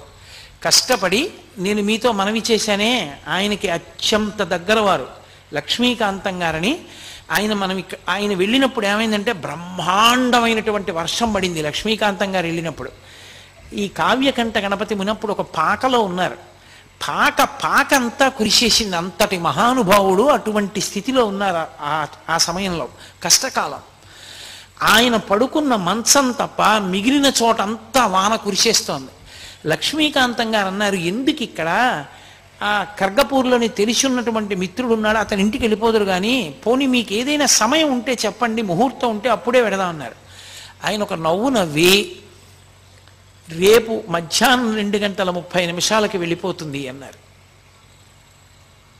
ఈయన అనుకున్నారు 2:30కి బయలుదేరతారు అనుకున్నారు. ఇంతలో అకస్మాత్తు పనొచ్చి కలకత్తా వెళ్ళవలసి వచ్చింది. ఆయన నేను వస్తాను రేపు మళ్ళీ అని అన్నారు. 12 గంటలకు ఆయన లక్ష్మీకాంతం గారు ఆఫీస్ నుంచి తిరిగి వచ్చి మళ్ళీ ఖర్గపూర్ బయలుదేరదామని బయలుదేరుతున్నారు. 12 గంటలకు ఆయన బట్టలు వేసుకుని బయటికి వచ్చి తాళం వేయబోతున్నారు. భార్యను అక్కడ ఉంచారు శుశ్రూషకి. పక్కింటి ఆవిడ వచ్చి, అయ్యో అన్నయ్య గారు బయలుదేరుతున్నారా, కొద్దిగా టీ తాగి వెళ్ళండి అన్నారు. కొద్దిగా టీ తాగి వెళ్ళమంటున్నారు కదా అని ఆయన ప్రభావం వెళ్ళిపోవలసిన సమయం ఆసన్నం అయిపోయింది. 12 గంటలకి ఆవిడ టీ తెచ్చేదాకా కదా అని అక్కడ పరుపు కనపడితే దాని మీద పడుకున్నారు. ఆవిడ వచ్చి అరిచింది. ఆయన లేవలా. ఏంటి ఇంత మొద్దు నిద్రపోయారు ఇవ్వాలని ఆవిడ వెళ్ళిపోయింది టీ పట్టుకుని. పైన గడియారం 12:30 కొట్టింది, 1 గంట కొట్టింది, 1:30 కొట్టింది, 2 కొట్టింది, 2:30 కొట్టింది. చిత్రం ఏమిటో తెలుసా, 12 కొట్టడం అయిపోయింది. అందుని ఎక్కువ మాటలు కొట్టదు ఇంకా. ఎందుకని 12:30కు ఒక్క మాటే, 1 గంటకు ఒక్క మాటే, 1:30కు ఒక్క మాటే, 2కి 2 మాటలే, 2:30కి మళ్ళీ ఒక మాటే. ఒక మాట కొట్టింది తెలివి వచ్చింది. 2:30 ఇలా చూశారు, అబ్బా 2:30 అయిపోయిందని. అకస్మాత్తుగా 2:30కి పాక విడిచిపెట్టి వెళ్ళడం కాదు, శరీరం విడిచిపెట్టేస్తున్నారనిపించింది. వదిలిపెట్టేశారు కావ్యకంఠ గణపతి ముని. ఆయన గబగబా బయలుదేరి వెళ్ళారు. ఏ సమయానికి తాను ఇల్లు మారతానన్నారో ఆ సమయానికి శరీరం వదిలేశారు. వదిలిపెట్టేసిన తర్వాత ఆయన శరీరాన్ని దహనం చేయాలా సమాధి చేయాలా అనో పెద్ద చర్చ. అంటే ఆయన యజ్ఞోపవీతాన్ని విడిచిపెట్టలేదు. ఆ కారణం చేత ఆయనకి సమాధి ఇష్టం లేదు, సన్యాసాశ్రమ స్వీకారంగా భావన చేయడానికి వీల్లేదని ఆయన్ని దహనమే చేశారు. చేసి మహానుభావుడు అవతార పురుషుడుగా వచ్చినటువంటి వ్యక్తి, నేను అరుణాచలంతో ఉన్న సంబంధం, రమణులతో ఉన్న సంబంధం వరకే నేను ఇవాళ స్పృశించాను. ఎందుకంటే రమణుల గురించి మాట్లాడేటప్పుడు, అరుణాచలం గురించి మాట్లాడేటప్పుడు కావ్యకంఠ గణపతి ముని గురించి ప్రస్తావించకపోతే అసలు దానికి పరిపూర్ణత రాదు. అందుకని ప్రత్యేకంగా నేను కావ్యకంఠ గణపతి ముని గురించి మాట్లాడుతూ మిగిలిన భాగాన్నంతటినీ పక్కన పెట్టేశాను. ఒక్క అరుణాచల సంబంధం ఒకటే నేను ప్రస్తావన చేశాను. చిత్రం ఏంటంటే ఆయనకి అనారోగ్యంగా ఉండి బ్రతకరేమోనని అనుమానం వచ్చినప్పుడు 2 టెలిగ్రాములు ఇచ్చారు రమణ మహర్షికి. మళ్ళీ రిప్లై టెలిగ్రామ్లు వచ్చాయి. రమణ మహర్షికి చూపించాం, ఆయన ఆరోగ్యం ఆందోళనకరంగా ఉందని. భగవాన్ చూసి పక్కన పెట్టేశారు, ఏమీ మాట్లాడలేదు. రమణులకి కూడా తెలుసు అయిపోయింది అవతార పరిసమాప్తి అని. కాబట్టి రమణుల కన్నా ముందే అవతార పరిసమాప్తి చేసినటువంటి వారు కావ్యకంఠ గణపతి ముని. కాబట్టి అలా సిద్ధి పొందారు మహానుభావుడు. ఆయన రమణుల యొక్క సమన్వయంలో అన్ని అద్భుతమైనటువంటి విశేషాలు జరిగాయి. కాబట్టి ఇవాళ మీతో నేను అరుణాచలము, కావ్యకంఠ గణపతి ముని, రమణ మహర్షి ఈ మూడిటి మధ్యలో జరిగినటువంటి విశేషాల్ని చెప్పడానికి ప్రయత్నం చేశాను. రేపటి రోజు నేను అత్యంత ప్రధానమైన విషయాలు, రమణతత్వంలో అత్యంత ప్రధానమైనటువంటి విషయములను కొన్నిటిని, ఎందుకంటే ఈ జాతికి ఒక మహోపకారం చేసింది ఒక ఆడది. నిజంగా ఆవిడే అలా పుట్టినింటికి ఉత్తరాలు రాసి ఉండి ఉండకపోతే, అన్నగారు ఆ ఉత్తరాలని దాచి ఉండి ఉండకపోతే, రమణులు ఎన్ని సందర్భాల్లో ఎన్ని అద్భుతమైన మాటలు మాట్లాడారో మనకి అంది ఉండేవి కావు. అవి అందించిన వారు ఇద్దరే, ఒకరు కావ్యకంఠ గణపతి ముని, రెండవ వారు సూరి నాగమ్మ గారు. ఆ సూరి నాగమ్మ గారి లేఖలు అని ఇప్పటికీ ఉన్నాయి, పుస్తకాలు మీరు చదివి ఉంటారు. కాబట్టి అసలు నిజంగా రమణుల యొక్క వైభవం ఏమిటో, ఆయన మాట్లాడినప్పుడు ఎలా ఆవిష్కరించారో ఆ తత్వం ఏమిటో ఆ సూరి నాగమ్మ గారు, ఈ విశేషాలన్నిటినీ కూడా రేపటి రోజున మీ ముందుంచడానికి ప్రయత్నం చేస్తాను. రమణుల అనుగ్రహంతో దాని గురించి మాట్లాడతాను. కాబట్టి రేపు మళ్ళీ సాయంకాలం 6:30 కలుసుకుందాం. మంగళాశాసనపరై పదాచార్య పురోగమై సర్వైశ్చ పూర్వైరాచార్యై సత్కృతాయాస్తు మంగళం. మంగళం కోసలేంద్రాయ మహనీయ గుణాత్మనే చక్రవర్తి తనూజాయ సర్వభౌమాయ మంగళం. ఉమాకాంతాయ కాంతాయ కామితార్థప్రదాయినే శ్రీగిరీశాయ దేవాయ మలినాథాయ మంగళం. కరచరణకృతం వా కర్మవాక్కాయజం వా శ్రవణనైనజం వా మానసం వాపరాధం విహితం వా సర్వమేత్తక్షమస్వ శివ శివ కరుణాబ్ధే శ్రీ మహాదేవ శంభో. సర్వం శ్రీ ఉమామహేశ్వర పరబ్రహ్మార్పణమస్తు. స్వస్తి.